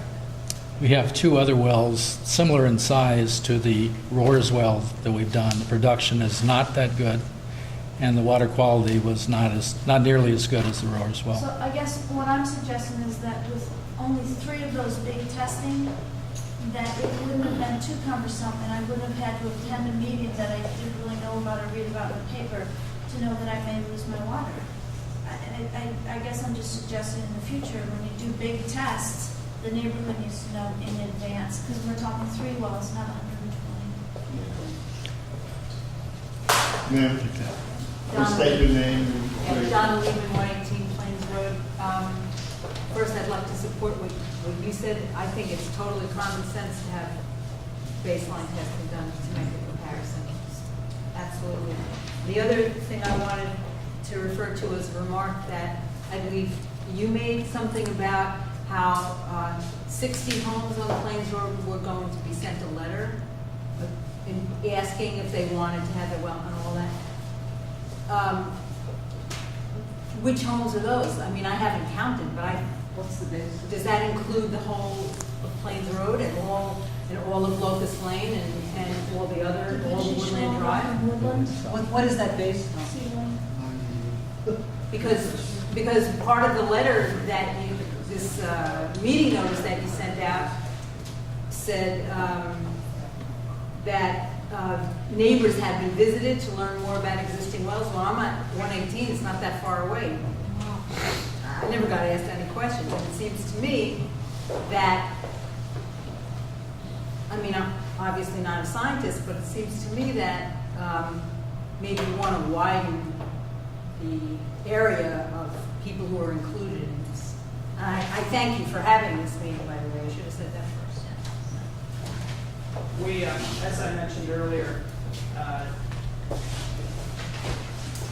the perception of somebody knocking on the door and asking people about their wells seemed to be more disturbing than helpful. So we suspended knocking on the door. So if we didn't get to you and you wanted to visit, I apologize. But you know, we just thought we thought it'd be better to stop and come here and talk. And I hope that there's concurrence that that was perhaps a wise decision. So the quality issue one is one we can talk about. There's and I can't give you an answer today because you've asked some good questions. One of the benefits of public water is that your water gets tested for 147 parameters regularly. And one of the liabilities of being a homeowner well, which I am too, is that we typically don't sample our own wells for much more than maybe hardness, and sulfur if it's annoying. And sometimes coliform if we read a scary article in the newspaper. So, you know, that's kind of where most of us stop. But people who have a caseine well, it sounds like you know that it's a little risky, and so you're doing some of your own sampling, which is brilliant. For anybody who's down under all of this clay, what is there is there. I don't know what it is. I can tell you 2 things. I can tell you that the water, we just did a very preliminary scan on the one gravel well that we tested, and it is pristine. You know, there's low iron, low manganese, no hardness. So those of you who are in that gravel are probably benefiting from that. We're going to have to talk about whether we would do anything more than sulfur and odor, and those are just tied together because sulfur is what leads to odor. There's no precedent for it. The pumping tests that we've always done have always been in the spirit of the homeowner wells. You know, your recharge area is the land right around you. You've been living with it, you know it. And during the duration of the 72-hour test, we're not going to move it much. Even if we speed it up. Sorry? And you're not going to do what? We don't move it very quickly. You know, the funny thing is, it's not funny. Sorry to use a word that's not that useful. Even if we're withdrawing 400 gallons a minute, when you're think of an area, by the time you're 1,000 and then up to 2,000 feet away, the radius that's feeding that is such a large radius that today the rate of groundwater flow into your house is probably measured in an inch or 2 per day. as it migrates slowly towards the Central Valley. And during our pumping test, because you are over 1,000 feet away, it might move up to 2 inches a day. It's basically not going to change. And the only subset of wells where that seems to have been potentially affected, and this is not to take away from the one experience of the one household and we're putting in as a treatment system, but hydrogen sulfide seems to be an issue that is an issue in the Rockwells in this neighborhood. And so to be responsible and honestly to protect the village from everybody coming in and saying, I want a treatment system today, we would like to sample it beforehand so that we can sort out afterwards whether hydrogen sulfide has actually been changed. Or, I get jumpy if somebody tells me something's happy in the neighborhood. I wonder whether it's changed. And so we'd like to sample that one particularly in advance. And we will talk about it. I've heard some very interesting information about turbidity today. Turbidity, I think we should talk about. Excuse me, my question wasn't really answered. Maybe I didn't ask it clearly. My question was, you mentioned 60 homes were going to get the letter. I'm sorry, we didn't. Did you? Dave was measuring that. It's about 4,000 feet from the village line south on Plains Road, 700 scale. So where does that put us? Where does that put us? I don't have addresses. I don't have house numbers in there. Keith's Farm? It's somewhere around 140s, 150s in terms of address numbers. Right? So 140, 150, the address numbers, and then each of the cul-de-sacs off of the road. Fully. This is a follow-up on this? Yes. Okay. Does it go as far south as Cedar Lane? No. Pretty close, it's 140s, 150. Yeah. Closer was just past Cedar Lane. I have Mr. Curran and... I have a follow-up to this, though. Well, let him go first. Yeah, go ahead. My name is Donald Kerr from the Village of New Paltz. I was at the original presentation on this project to the village and town boards, and with me was the former director of the Poughkeepsie Drinking Water Plant, who currently manages the drinking water plant down in Northern Westchester, so he knows drinking water. And if I'm misstating anything, please correct me. The Wallkill River water is treatable. That can be done, sir. The science, it's not rocket science, that can be done. And at the time the presentation was originally, and a political question at the end of this time, the presentation originally said that this option would cost about $6 million. Originally at that time, the presentation said that Wallkill River water would cost about $2 million. So $2 million to go to the river at that time versus $6 million to look at this option. I understand since the estimates have gone up for the Wallkill River, but not higher than this option. So the question becomes, if it's not an engineering issue, and it's not a financial issue, because the river water does not cost more, it's kind of a yuck factor. We've got to get past that. It's an emotional thing. It is a political issue, and I guess I think people here have deserve an understanding. I have one opinion, which I would share, but just deserve an understanding of why originally the choice was to go with the $6 million option versus the $2 million option. And at this point, when we have the issues that we're experiencing, why the inclination would be to go with this option when the Wallkill River option wouldn't cost more, and the engineers say it's doable. Why wouldn't that be the natural inclination? It can be treated, even though we want to hold our nose and say the Wallkill River water, but it can be done. It's done in other places. So I'm wondering why, how you could justify this politically, why this is the choice. Here's a very simple answer from my point of view. We don't know until we know. This is an exploration. You wanted to call the exploration off so that we wouldn't know how much it would cost. We don't yet know how much this particular project would cost. So that's not already in the bag. We know how one long-term project would be, well, we don't know exactly what it would cost, but we know that it would cost a whole lot to bring water from Gardner up to here. What's a whole lot? 20 plus million. 20 plus million. 20 plus million, I'll add to what Tom's saying. Same for Lloyd? No, Lloyd is a little less, but it's more than both Wallkill River and groundwater options. I think it's in the $7-10 million range. 7 to 10? Something like that, The yeah. numbers he said were accurate? Yeah, I'm gonna address that right now. So, as Russell and Dave pointed out earlier, there was a phase 1 study. Phase 1 study was done by DEP's consultants, and with the village input and in a partnering kind of way.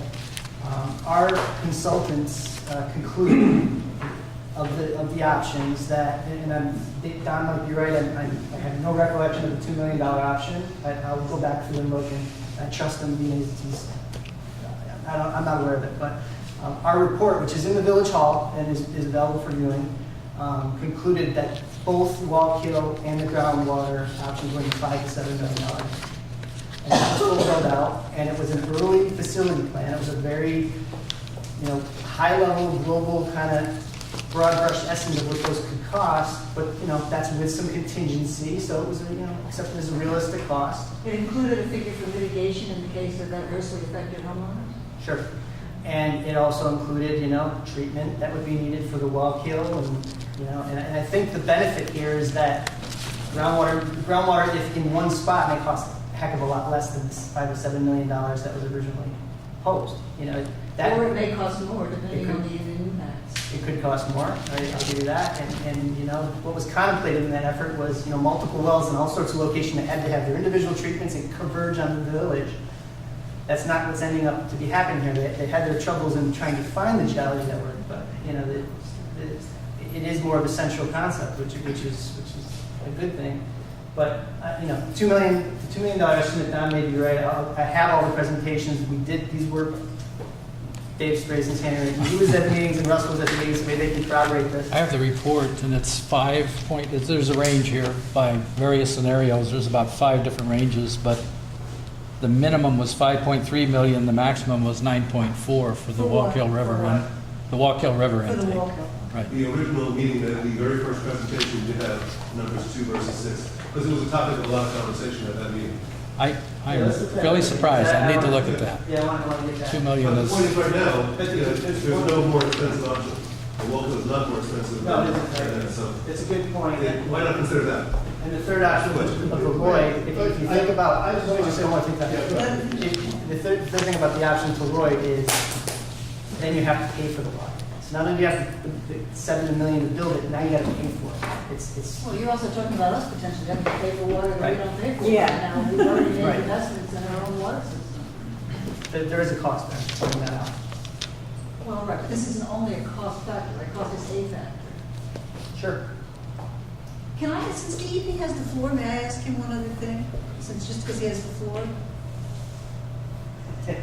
One other thing, and I have a gentleman It over was here stated earlier. who's been waving his It was hand. stated earlier that DEP would like the village to no longer use the aqueduct as its primary water source. Why is that? I would put it that way. I mean, we have an obligation. We have an obligation under a 100-year-old court decree, whatever it is, to provide a primary supply of water to our upstate customers in certain counties. We're not going away from that. We're not even considering that. I guess the way it was stated, it has some intent in there in that if there's a local, cheap, controlled by the resource in the area that's controlled by the municipality here, it's preferred over having to be subject to buying water from us.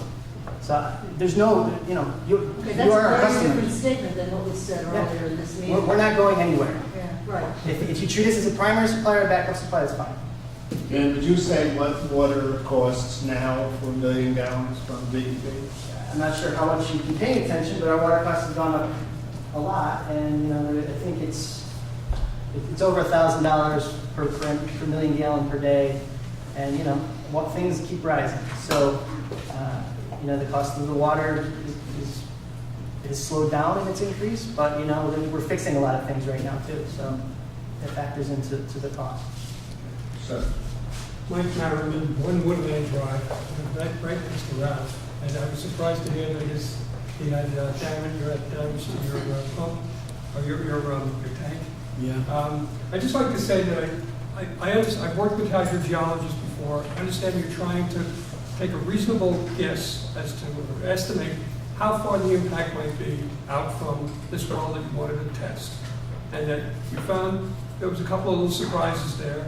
I encourage you, because now people more distant from the well than you anticipated have had impacts to their water, that you take the time to expand your area of concern, even if the hydrogeologist part of you is saying, we don't think it's going to affect her well and his well and their well.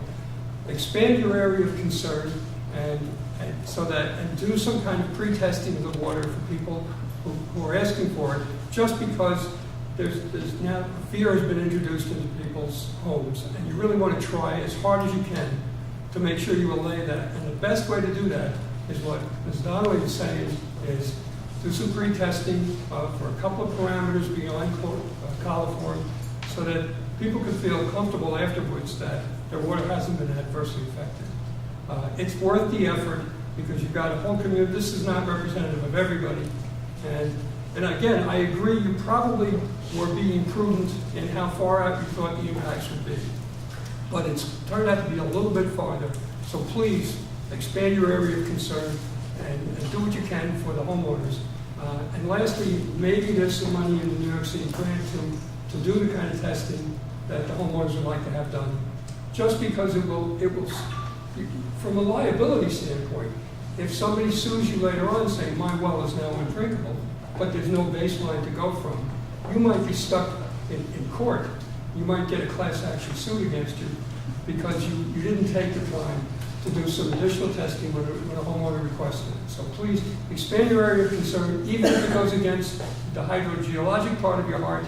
Go against, because you've stirred up some fears, maybe unnecessary, maybe that there is no basis for some of these fears, but you now have to deal with that. And I encourage you to take a little time, spend a little bit of extra money to make sure that people feel comfortable that their private wells are affected. Thank you, sir.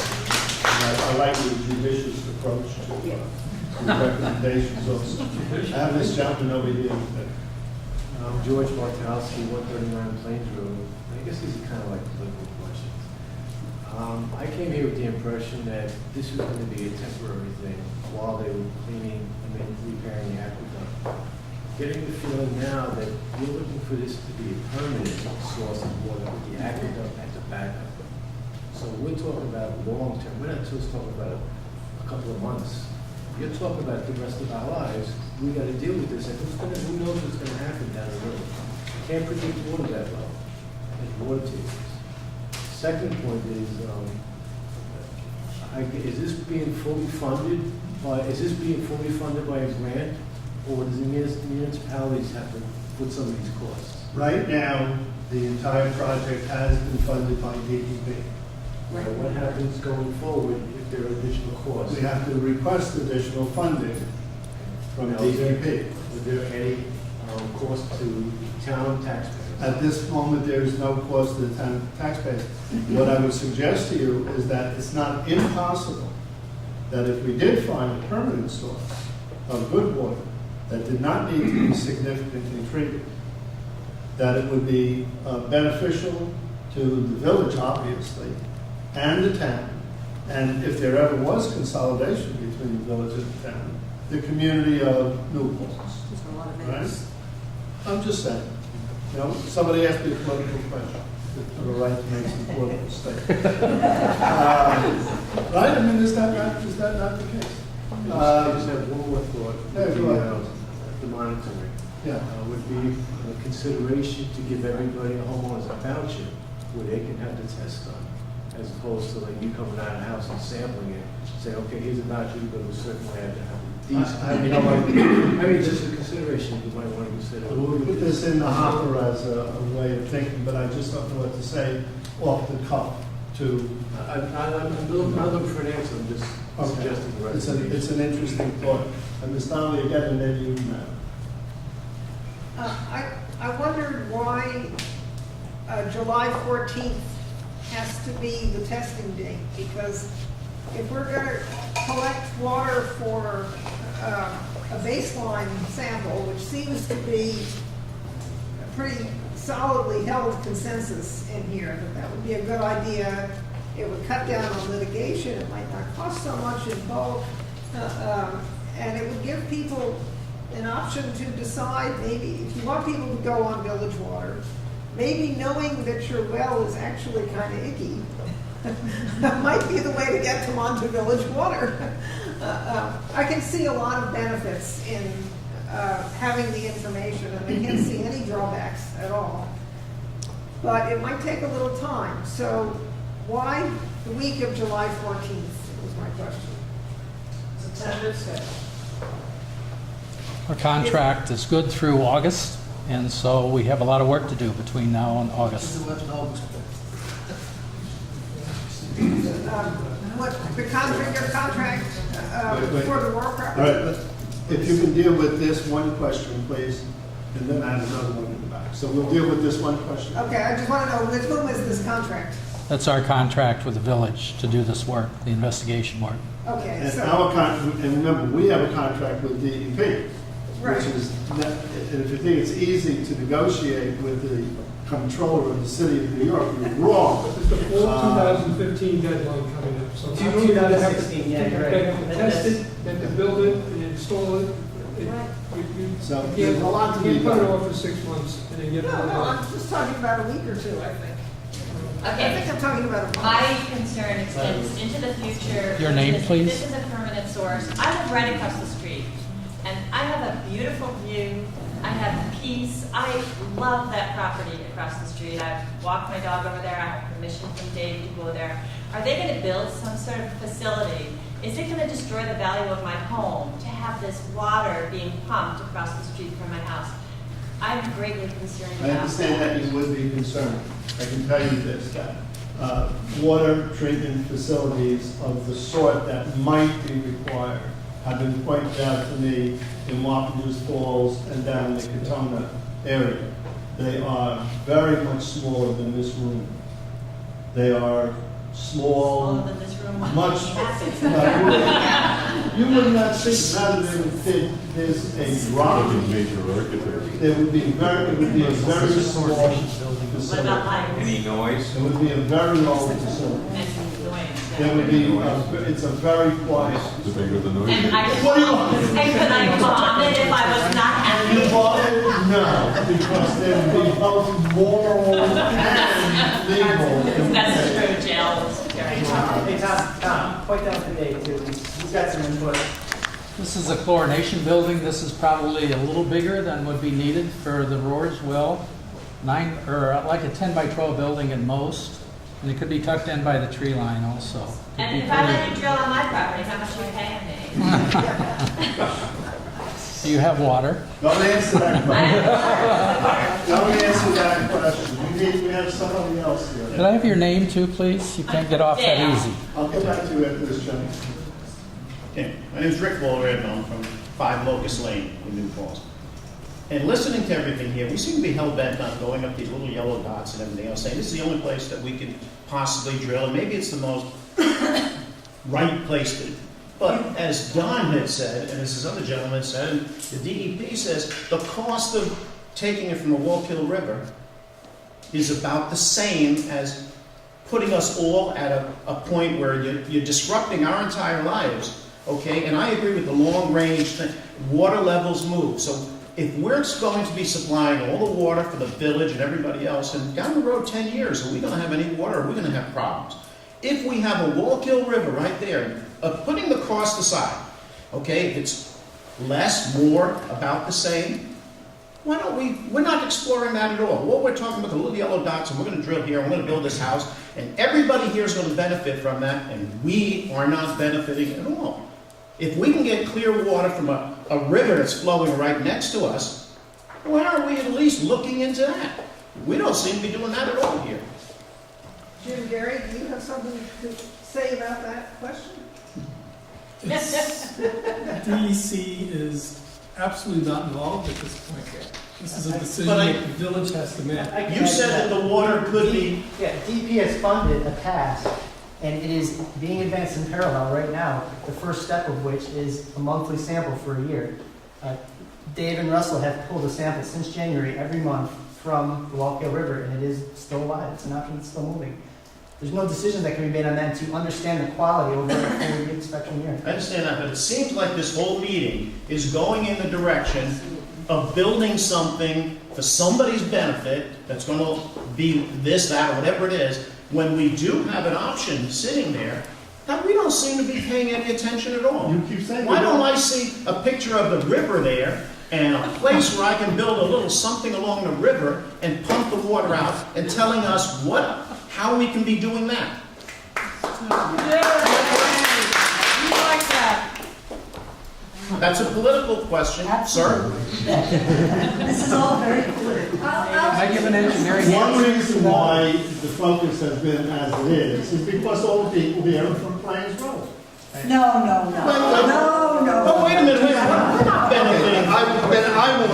I won't say it. I'm sorry. I won't The say it. reason that the I people won't here say are it. from I Plains won't say it for the Road, benefit of everybody else, the except reason that us. people are here from Plains Road is the Plains Road, 101 Plains Road seems to have been designated as the optimum choice for the alternative was. It's the choice that we have made. Who's we? The professionals and me in the course of the exploration for water. All of these We are weeds. exploring water. Okay, all of these weeds that you're talking about. Well, why aren't they discussing the Wallkill River option? I believe twice now it's been mentioned. You said that it we are wasn't- sampling the Wallkill River every month. What would it take to purify that? I would have to, Rewinding the clock about 50 years so the Orange County dump doesn't run right through it. And as far as the Wallkill water, if we were forced, this is Plains Road and we all have our wells. If we were in 100 yards, right, your house, my house, 100 yards the other way, and we were on village water and they were telling you that they were going to purify the Wallkill River, you would be up in arms about it. Because the Orange County dump, controlled by the mafia, put all kinds of crap right into that aquifer. And you can test for it all you want, but that's been a political football for about 30 years. And you're better off just never eating the fish and not going in that river if you got an ounce of common sense and you value life. But if we're saying there is a way of purifying the water, If I may quote the newspaper articles on this, in several newspaper articles, I can't remember if it was Sue Emmett or Jason Wesley, forgive me, it was, we don't believe that we will ever convince people to drink the Wallkill water. Jason said. It's a major PR problem, and there just seemed to be no, from what I took from the newspaper, just my opinion, from what I took from the newspaper, there was no political will for those people to push forward on that issue. Or a much smaller crowd, apparently. Sir. Tom, there's one other thing Yeah. that just hasn't been thrown into this conversation, and it's actually Dave's, but it has to do with operational costs. okay. Groundwater, once it's in, is going to serve a quality of water. What do you take it? The water quality that we got from the Rohr's well was amazing.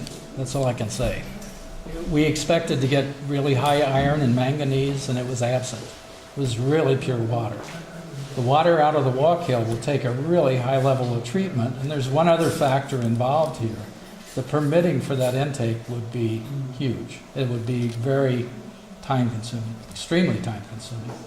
I think we have every agency possible that would be involved in that. But, and to add to that, if the project with the DEP being dragged through this funds this kind of a project, and if the test data suggests that it's appropriate and there's concurrence, and there's even a water district extension for some of you, the water quality costs going into the system are going to go down because this water needs on the chlorination. But our water costs will go up. Well, it's interesting, but, you know, I'm not going to argue. I don't want to argue. I'll just run through the typical scenarios that are worth comparing. And because not everybody's always thought them through. And I'm sure you have, but just to say them. You shared this with us before, actually. We all read it actually on the list, but go ahead. What would it cost to maintain your well, your pump, et cetera? That's right. That's right. And the periodic, you know, you get the That the water notwithstanding, people can run their own individual arithmetic and do the numbers. Right. And then the other $1,000 a year. Sorry? Nowhere near $1,000 a year. Right, and if the More for mine. but if the capital part, remember, I don't know, I don't know what, so I have a well, just like you, but But the bill has a capital piece and a water piece, and if the capital piece is taken care of, the water piece is gonna be a lot smaller than that $1,000. Can you speak to that? Reimburse our I want to say one thing about the $900 per year that was taken off our site. That might be an in-city per capita rate. I live in Port Ewan, my water's $68. On a bad month, it's $68 a quarter. So that's 140, something like that. Dave can get you the numbers for a typical home in the village. And as Russell just pointed out, if you have a cheaper filtration source, if you're not running the plant on the hill and you have dripping chlorine in it, it's going to go down. It's actual cost. So the $900 may be a New York City per capita number. I'm not going to discredit it, but I know what my real cost is just up the road here, and I can't imagine the new Paltz's cost is much different because we both have filtration plants that are similar water sources. You take our water and Port Ewan right out of Hudson. Yeah, Vincent, I'd per quarter. like to get information on where you came up with that number. I went to the DEP website and under cost of water, and there was an average family in New York City paid the rates just went up or something, now $991. That's New York City. The DEP would have nothing to do with the water system if it was 1 cent, I'll be glad to pay groundwater. it every year in where I am now. But if it's anything more than that, I'm opposed to it since it increased for me. So, Be your choice. This project, the village is going to become the lead agency eventually. I have to suppose whatever is required in the secret process will be fulfilled. And if it's required that the village be declared, and notice is declared, the lead agency, then will be declared. It's a village project. Now, this project is within the town limits. Who gets the final decision to go with the project, the town or the village? Like, if we have opposition to this, who do we speak to? Our town representatives or the village? I would say a wise person would speak to both. Well, who's going to make the final decision? Our elected officials or the village's elected officials? I can't even begin to tell you that because I don't know Who's what the gonna legal. have, I don't know what the legal decision? I'm sorry. You don't know who's going to have the final decision? I do not know who would have the final decision about a specific project unless I know what the project is. You know what the project is? No, I don't. Let's presume that this is the project that's being presented before the board of approval. Who's going to get that approval? The town or the village? Excuse me, the I'm lead, asking him, please. well, I'm Please, telling you no, what the I law don't- is. Let me have my time. You have your time, let me have my time. I don't know. How do we find out? I'd like to find out. as a I'll town. find out. And when are you going to find out? And how? I'll find out as soon as I can find out. I'll find out. You want me to say I'll find out When can tonight? I call you for an answer? Call me next Monday. Next Monday? Yeah. Okay, I will. Thank you. You have my card? You have my number? I have found it. Good, fine. Thank you. Madam. The information that Ms. Connolly asked for, the testing, Yes. and it was said that those results would be sent to her. I was wondering if that information could be put up on the website, the town website? Sure. So we could all have access to that? The town Sure. website or the village website? Oh, either No, way. I'm serious, The because I Yahoo went to group. the town website and they said, Kim, go I to the could village. I could send it to you, Kim, if you could put it up. The town did, actually. Would you be willing to put it up, Kim, on the Yahoo Group site? I would be happy to always do that. Okay. All information, and I have in fact received information and put it up. But when I called the town and I said, who has my back? I got a bunch of runaround during 3 different phone calls. And then I was told to look at the town village for information. And then they said, oh no, it's not the town village, it's the village, it's not the town website, it's the village website. And I couldn't find it there, so I would really like to just know where I could see information. See the old records, see. Well, your contract is with the village currently, correct? Yes. Right, so right now, putting secret aside, the village is the de facto lead agency on this matter. There's no lead agency until we have a project. Well, but- not capital L, capital A. But the town is not. The town has no jurisdiction in this development, correct? The reason the drilling was happening in the town is because the village has such small properties, you can't get the wellhead protection. I think that came out earlier. I mean, that's why we're in the town with these wells. I will see what I can do but I can't promise you. But I will see what I can do to have whatever this information is put up on the village website. I don't know that I can do that because I'm not in charge of that. But, you know, I'm only a trustee. So I will ask to see if it can be done. He has my email again, and I'm happy to set it all. I have one other person. Okay, so now I have a new question.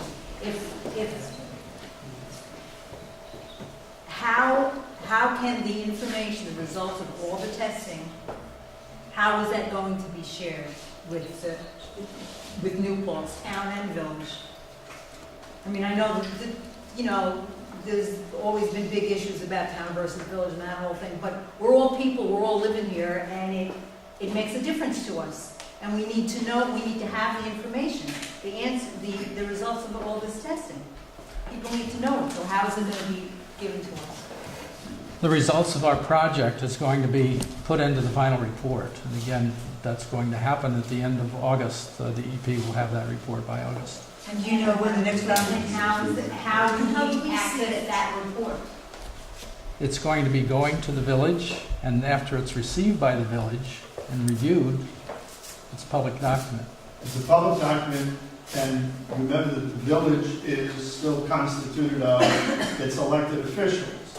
And whatever decisions are made subsequently can't be decided in advance, so I can't say. I'm going to do this because I'm not going to do anything.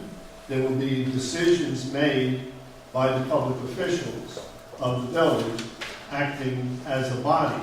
It's the only way anything is going to get done. And the other thing I can add is that in the interim, any data that you allow us to collect at your individual homes, as soon as we get it to you. So, but as a matter of privacy, I'm not going to share one person's data with everybody, right? But if you allow us to sample your well and monitor your well, setting aside what we sample for the moment, but sampling or monitoring those data would go to you as soon as we have them, so that you have it for your own home what we have. In advance of publishing any test that wraps up the whole thing, which follows the procedure that Tom and Dave just described. I would like to sort of echo some of the other things that have been said and make an overtly political observation to which there probably is no answer at this moment. But if possible adverse effects, influence, to use the word that you all have used, can be anticipated during upcoming tests, what does that augur for the long term, particularly since there does seem to be this direction we're heading in to try to make this something permanent rather than temporary as we all originally understood it to be. And if there are, putting aside the wall count, if there are other alternative possible sources that would not have any impact on homeowners and people who already have an investment and maintenance in their own well systems, do they not deserve at least the same level of exploration and consideration? Yes. Thank you. Ms. Donovan. You said that when we have a project, there will be a lead agency. But let me suggest you have a project. I mean, there's been, you don't have an engineering report, Dave, but you have a project. You have money coming in from the DEP. You have short-term plans. You have long-term plans. You have some information from the engineer and hydrologist, although it's not complete. It's time to, it's not somebody declares you. You are the appropriate agency to declare yourself the lead agency. And my suggestion would be to get all this information in one place where the public can see it. It would be a huge protection for the village board to do that and not have everybody just be mad at you. Declare yourself the lead agency at the next meeting and start the clock. Everybody can understand what's in the process. And Jim, is there a drawback to declaring a lead agency early on? The speaker has to start. Yes. And So that's what I'm saying. Let seekers start. but they don't know that this is going to be the project. Amy, there's a, The water itself is not, the water source is the project, is that right? Amy, there's a part of seeker at 617.5 C18 that says that any engineering investigations, including subsurface investigations, is a type 2 seeker action. It's considered to be not a significant impact to the environment. Okay. So there's no more seeker. That's why we really have to have a project before seeker can start. Thank you. You're welcome. Are discussions proceeding for some of these other options, whether it would be the town of Lloyd or other possible Yes. sources? Yes. Those discussions are Yes. proceeding?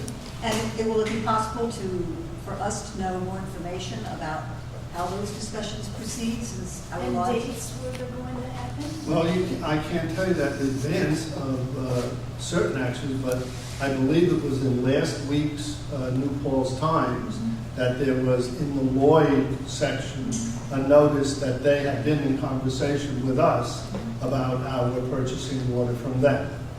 So it's in the newspaper already. I have made reports to the village about that. I'm not sure if they have been in the newspaper, but I wouldn't be surprised if they've been reported in the newspaper as well. But is the substance of those discussions on the public record? They're in the public because they're minutes of the board that I have made presentations to the board. So yes, they're in the public record. So that information is accessible to us? Yes, it is. Okay, thanks. What was Susan saying about the water park? Are they going to provide their own water and they might have a little left over? Or are they going to use this water? Again, now that's a project about which I have only indirect knowledge, so. I do know something about He that. knows. The town engineer also, and that project is just starting. There's an excess of about 100 gallons per minute in those bedrock wells. We've talked to the developer about the town wants the excess to be able to plug into the system. Why can't That's- they take all of it? That's not enough. You can take ours. It's not enough. You can take our water, but you can't take that. We will. We do want to include that as part of the system. All of it. Wait, Yeah. wait. You can maybe take all of my water and that's okay, but it's not okay to take that water? I don't know that goes. But Amy told me that the water is owned by the New York State. They own the wells. That's the difference. What well? Who's they? The developer, the owner of that property has 8 wells on the property. Who's they and what well? We're talking about wells on the east side of the thruway of 87. There are X number of bedrock I wells didn't hear you. that can produce a certain amount of water. There is a proposal, remember it's a proposal still, that they're being developed. There's not enough water there. Water with a hotel and activities. There are, private It is persons part. who have development rights in that area, and they're proposing to use some amount of that water. They don't need all of that water. We could use, if we could make arrangements that would be long-term feasible for us, some amount of that water is available for use. And that amount is approximately 100 gallons. There's no mean, that's not, nothing. We're talking about, that's real water. But we don't have it, it's theirs, they own it. So who owns the well across the street from my house? That's on Roar's property, it's Roar's. So it's Dave's water. Yeah, that's exactly the point I was just. So It's his why well. can you use Dave's water? Because he and gave us not- permission to drill on every one of the, now I know we're back to the 120 borings, and it's maybe, as you guess. Every one of those borings took place, where it took place, because somebody gave us permission to do it. So we have permission to do what we're doing. And how would we do it? This is a step at a time to And one more- engage in a process of exploration. What is the eminent domain? Like if Dave were to turn around and say, hey, I changed my mind, guys. Now that you found water, do you have the right to go ahead and take it? That's my understanding. Like, that he can't say no at this point because it was discovered. How could I possibly, I'm not a constitutional lawyer. I'm asking a serious question. How could I have no possibly understanding answer that about it. question? Well, maybe someone in this room can. We'd have to have a legal opinion. I don't know. That's all your No one special. else in this room knows the answer to that Have you seen it that before? Have you What is, seen does it? anyone know what eminent domain is?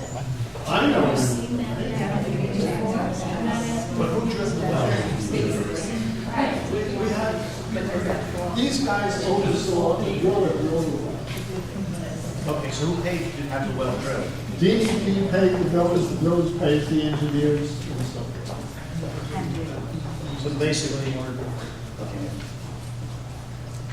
The same way we pay for all 120 borings. Exactly the same. Will we be able to find out if you're going to have a base level taken on our wells?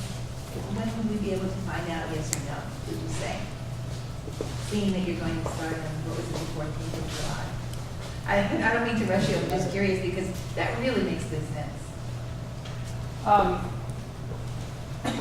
I'm assuming that we need to think about what we've heard tonight and decide how to respond. The proposal, as you saw here, was hydrogen sulfide and oil. We've spoken, we need to think and figure out what the answer is. Therefore, we're not going to send out the letter in the next day or two, because we have to be able to tell you in the letter what we recommend. Unless we decide that we would send out the letter and put a PS at the bottom of the letter saying this is not the final set of factors that we would look at in doing the test. It would I mean, be- we could do something like that that would make that letter a baseline for what we would test without saying that we will not test these other matters that have been. And in fact, it would be, I'm just thinking aloud here, but going with your... So was I. Yeah, but it would help if we could send a letter out with a proviso like that, because the rest of it is, may we monitor your water level, and do you have records about your well? And it might take you a little while to think about that, regardless of whether we're still quibbling over how many samples to collect. So but let us talk about that. So I would say that at least at this very moment, without having the opportunity to consult with colleagues here, my inclination would be to send out a letter sooner rather than late, get what information we can as soon as possible, and then give you the other provision that we will continue to look into these other matters that would be health-related issues.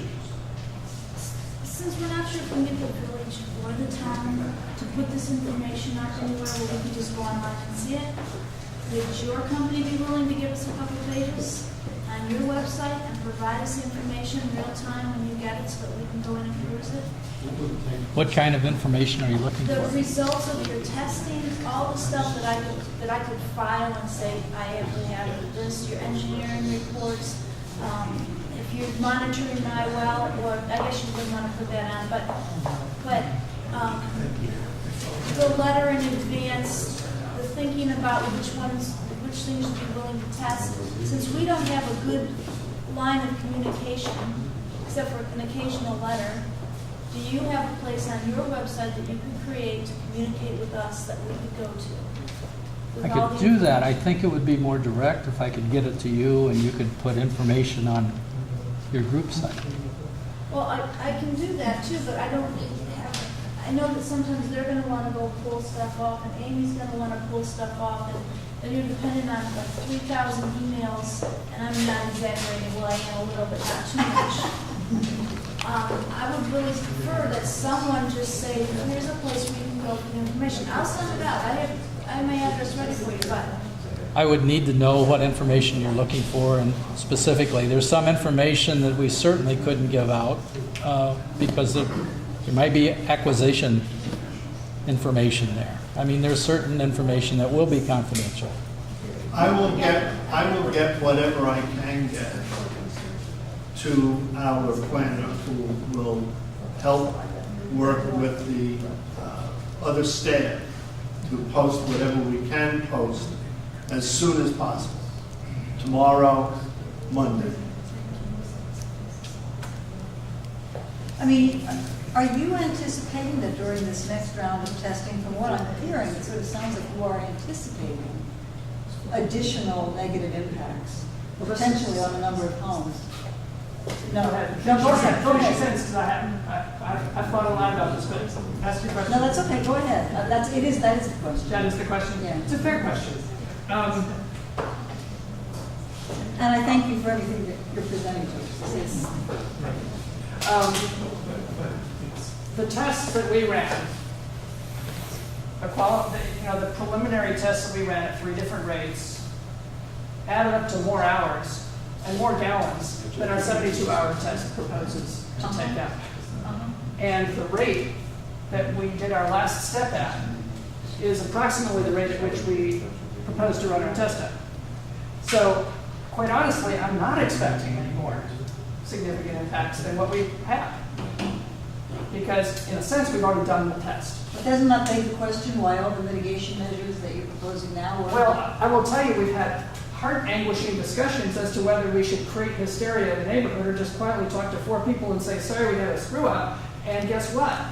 Now we know where the problems are and go and roll into our test. But quite honestly, You learned tonight about problems that... And we kind of all know each other forever. Exactly. I've been on that road for 54 years. Exactly. And So what- I've seen Right. the houses built where they're saying what kind of, the crop dusters came to the orchards and the cornfields. And I grew up in that. Right. And then I built down the road.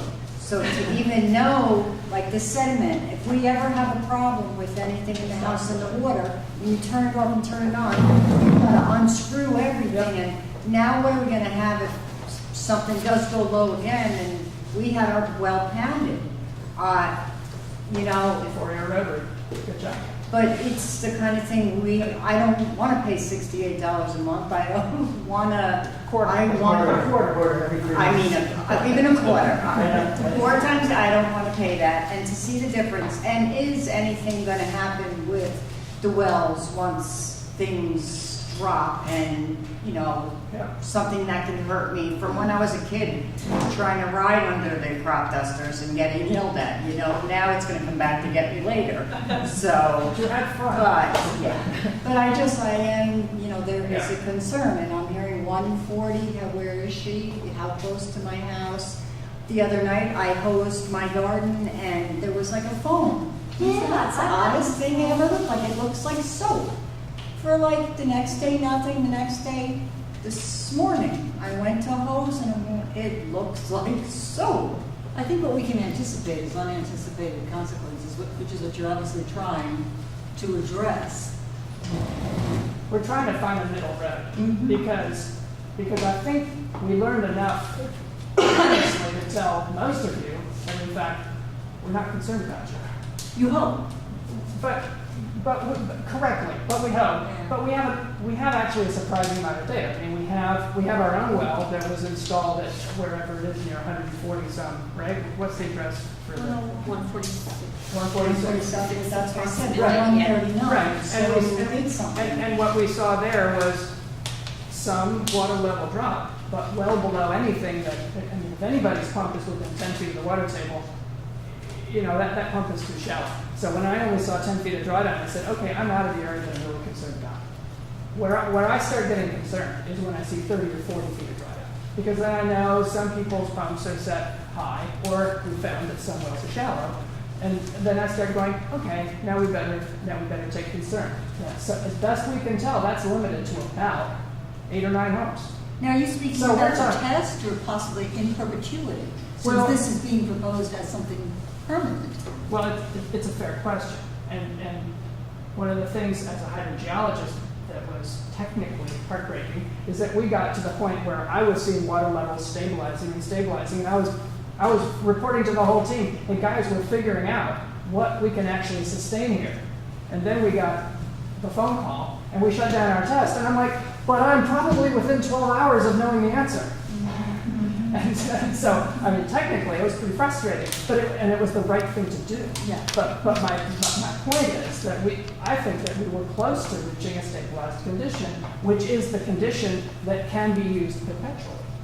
Although you Because were that doing area wet has season. total shale, It then has, we've got shale walls in the back, then you have clay, then you have a mix of clay and sand, and then in the front you have, and where do these shale walls end? And because we couldn't build where we wanted to because they dug and it filled with water. He went back X amount further and he hit shale walls. So, you know, where are the different ones going to be affected? Well, that's why That's I think from our perspective, we feel like we're being pretty conservative going out as far as we are. Because we're going to or beyond the boundaries of where we saw impacts. And I am distressed to hear tonight about some of the turbidity issues. Because part of the reason we got the flyer out and part of it was beseeching, please call us if you have issues. I mean, we really wanted to know. But some people didn't get that flyer. A number of people didn't get it. Yeah, you know, we got out some 60 of them, and the instruction to the geologist who was working with us was, knock on the doors if you hear voices. Don't look like you're, you know, a creeper if you don't hear anything. But if there's like a life at home, knock on the door and give it to somebody. And otherwise, put it under a flower pot or put it under something so it won't blow away. You know, our issue was to try to get something out quickly, and we also had a feeling that people communicate to each other. So we were hoping that by plan A or plan B, they would get the notification. Well, not to completely beat a dead horse, and this isn't a scientific issue, it is a political issue, but it is a sentence in your flyer for tonight's meeting that further, a Plains Road Water District extension could be formed to extend a public water supply to parts of the neighborhood if multiple wells are found to be influenced during the upcoming test and, not or, and if Plains Road homeowners support such a measure. And yet, it does seem like there is a push in that direction. So I'm just going to, that's the last time I'll say it, but it's a point that's going to have to be pursued. Assuming we get to that point scientifically. A water district is going to be based on what the impact is, if it makes sense or not. If it's a few homes that are impacted and there's other ways to resolve that problem, then it wouldn't make sense to extend the water district out there. Yet there are public officials, particularly from the town, on record as wanting to extend the water district, and so that the uptown Main Street businesses can pay lower in-district rates rather than higher out-of-district rates. Commercial properties. Right, that's in the public record as a stated goal. There's a reason for that. I'm sure. But that's commercial properties, that's certainly not Plains Road. We're not talking about expanding water districts throughout. But that's interesting. But you,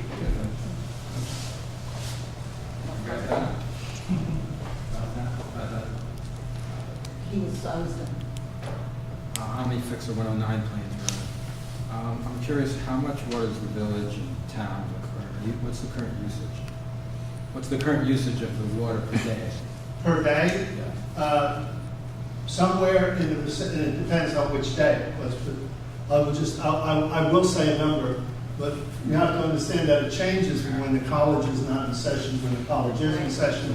But there are factors of a variety of factors, but it's somewhere in the vicinity of 600,000. Am I right? 800,000. The peak 600, is 700, 800. It depends on a variety of factors, but it's in that range. So this test is actually going to test the maximum that's currently being used? no. Remember, we have. if you translate all those numbers into gallons per minute, which is the way we think about the pumping test, the current, as I understand it, the water district now to its town, village, and assuming customers delivers somewhere fluctuating between 500 and 600 gallons a minute. The reservoir might be able to do 100 and change to 200 gallons a minute. The rock opportunity might do 100, and we'd like to test something in the order of 350 to 450 gallons a minute, which we're still talking about, so that we would understand the impacts of all of those and then be able to come out with a blend if we go this route.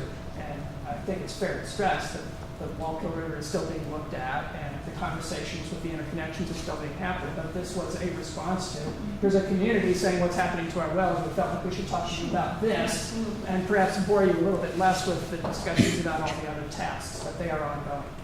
And what about future, water usage? Could, 10 years from now, could New Paltz require 1.5 million gallons a day? Why limit the test to such a small amount? Because we want to minimize impacts.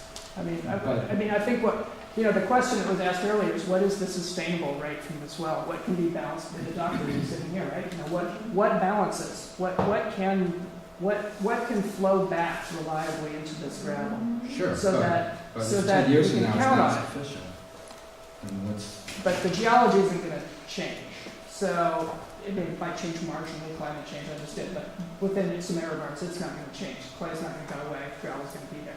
So if we can figure out that gravel is good for 300 gallons a minute or 350 gallons a minute or something of that order, then if the village demand changes over time because of new projects, hopefully it goes down because of water conservation and leak detection corrections. Whatever direction it goes, if this becomes 350 gallons of water that is cheap to deliver because the infrastructure was paid for by this project, then, and all it costs is some electricity for a pump and some chlorine to put it in, it's cheaper than any other source of water that could go into whatever the water district is in the future. And if demand in the village goes up over time, we're not going anywhere. So if they get a permit for 350 or 400 or 450, that's what the well can you use that. Right. We're still here to supplement. The New York City connection and the filtration plant is not being, proposed to go away. So The filtration plant, by the way, you may have noticed, an item again in the newspaper, the filtration plant has to have its filters replaced, which is going to lead us to really do a major engineering job on the filtration plant. And the village is going out to borrow $4.125 million to do that. So we will have a greater capacity, completely up-to-date facility that can handle more than we can handle now. I have no way of imagining even that the demand in the village would more than double or double as your question was, what happens if 10 years from now? The village is, by the way, only less than 1.9 square miles. We can't get that many people as a village. And the town is zoned in a way that would not permit getting that many people in the town. So I would like to see, personally, from a political point of view, I'd like to see more development. I'd like to see slightly larger population in the village. I'd like to see a way to attract more faculty members to stay in the village. I'd like to see a way to keep some of the students who are graduating with degrees in technology and science to choose to stay in the village. I'd like to see that happen. If all of that happened, my wild guess is that we would increase our population from 7,200 to 7,800. I can't imagine that it would be any higher. Is there a current expectation that when the aqueduct repairs are finished, that the aqueduct will once again supply the village with its water? the aqueduct will before and after, yes. We have had a relationship since I think it's 1928. I believe that the first contract that I have seen was 1928. We are delighted to sell the Paltz water. Yeah. You're a customer of ours. It's money. It's revenue. I mean, Okay, so that option remains. it will be there. Number one, we're required. Number two, we enjoy our state customers. So that some of More than this, just Paltz. but yet this discussion about permanent seems to imply that the village wouldn't get its water from the aqueduct potentially down the road. Well, either that or we would get less. We would buy Right. less Right. water at Right. $1,000 up to $1,500 per million gallons, You have to and we would have it ourselves. You have the right to buy water at a cheaper upstate rate based on per capita, and that's both the village and the town. Above that calculation that is de facto from the census data, if you take more than that, say you had a big, I don't know, Pepsi facility here bottling tons of water, that's a much higher rate. Right. So, you have a limit, but up to that limit, we are here. And I will also say, we have these 2 10-week shutdowns, but it's a 100-year-old aqueduct that needs dire repair. And I would foresee, and this is why we're talking, in the terms of permanent, additional shutdowns, maybe shorter duration. Right now, a 7-day shutdown is very tough for the village to get through, and, the town. So, we might say, hey, we need a strong week. We need a week to get people in there, out of there these days with the safety concerns, and getting in and out of there for a day is just not possible to do anything. So, This gentleman at the end, right? Yeah, so continuing on this line, if, it seems like, there's still a question of whether this is going to be a temporary use or permanent use. Or has that already been decided? And if it has been decided, who decided that? We haven't, Yes. and please, we haven't decided, we're in an exploration phase. But the I exploration, tried to we're exploring our options. It would not be shocking for us to learn that we could get a very lovely 200 gallons a minute from this well set. And, okay, what do we do then? Well, then maybe we make the hookup with Lloyd, or we have to find out what we can learn before any decisions are made. We don't have any decisions made at this point. it would be a real shame to spend $5 to $7 million for, just a 10-week temporary source. It's a lot of money. oh, so it would cost the same amount for a temporary as permanent? Why is it? You still have to build the well out, still have to connect it into the village. If you're using it in a short period of time, there's still all that overhead. But there might be cheaper solutions if it was designated to be a temporary. If you only were to draw, say, 100,000, or 200,000 as opposed to 600,000, there might be cheaper solutions than the 101 Plains Road. So, for example, if the water was being pumped out of the area that's at a higher elevation, there would be less pumping required because the water would flow down into the village from a higher elevation. And if you found a good 200,000 per minute there, I would think that would be cheaper than pumping the water up from Plains Road. So I think the decision for permanent versus temporary does play a role into what's going on. It's not just exploration. DEP's phase 1 study that you're welcome to read did look at temporary sources, and the recommendations that came out of that are the basis for what's going forward now. So they did look at where there could be water elsewhere. They did look at surface water and interconnections, all that stuff, and kind of costed that out of it. And what came out of it was there wasn't too many temporary options that would cost much less, if any. I can't recall what they were even because they didn't shake out as even on the list. But that report's public and doable. And I'd like to say that the conclusion sections are understandable. It's not super technical. The water up high also is more than likely bedrock water, and it's going to be much less yield there. So to be able to get that same yield, you're going to have to hook a lot of wells together, and it's very expensive. My question has to do really with what is the real need, and whether temporary or permanent plays into that. I think it's still 400 gallons per minute, right? Right. It's 10 weeks, so you need that daily yield for 10 weeks. And what about? But he's saying 10 weeks isn't 10 years or 100 years. Any day that the village relies on that well every 40 gallons. But, and I understand that there's enough water, there's some water that can last 4 or 5 days. Storage in the reservoirs on the mountain. The storage that we have now can provide approximately 7 days yield.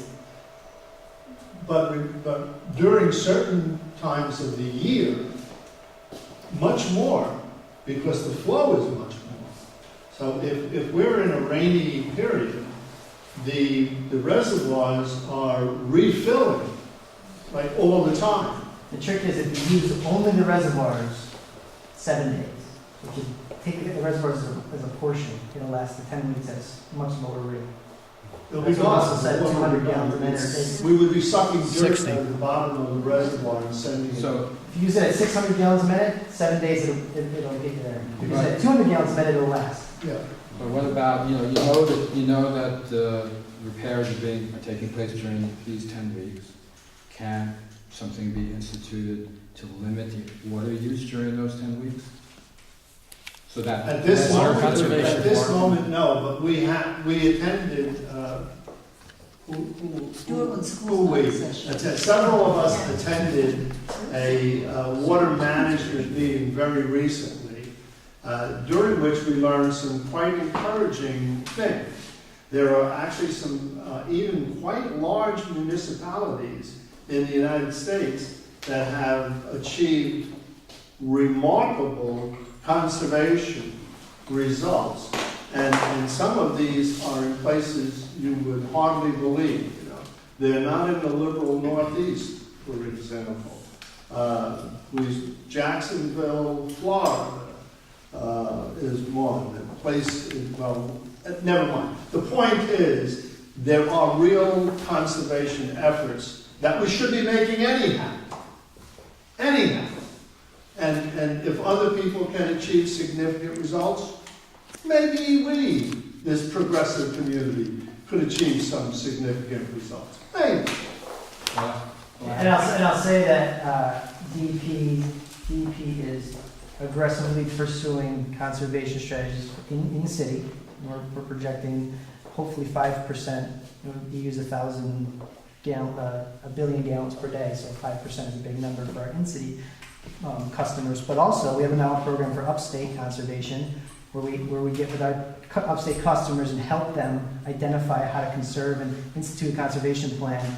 And we've reached out to New Paltz for the village and town as our customer to try to help them figure out how to start that effort. 5% may be too high a goal, maybe it's a 1%, but anything is good.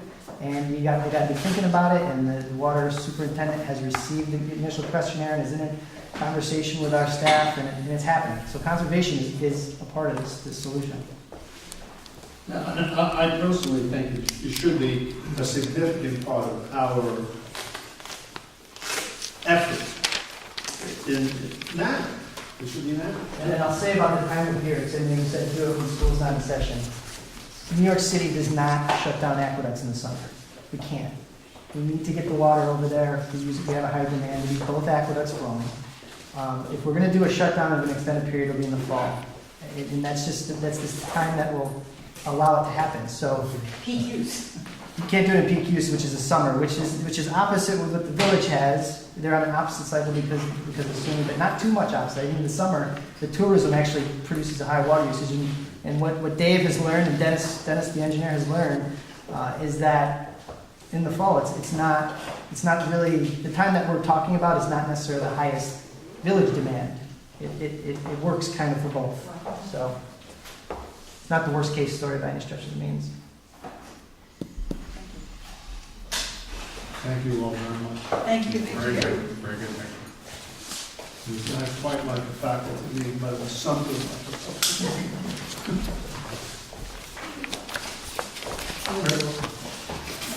Good to meet you.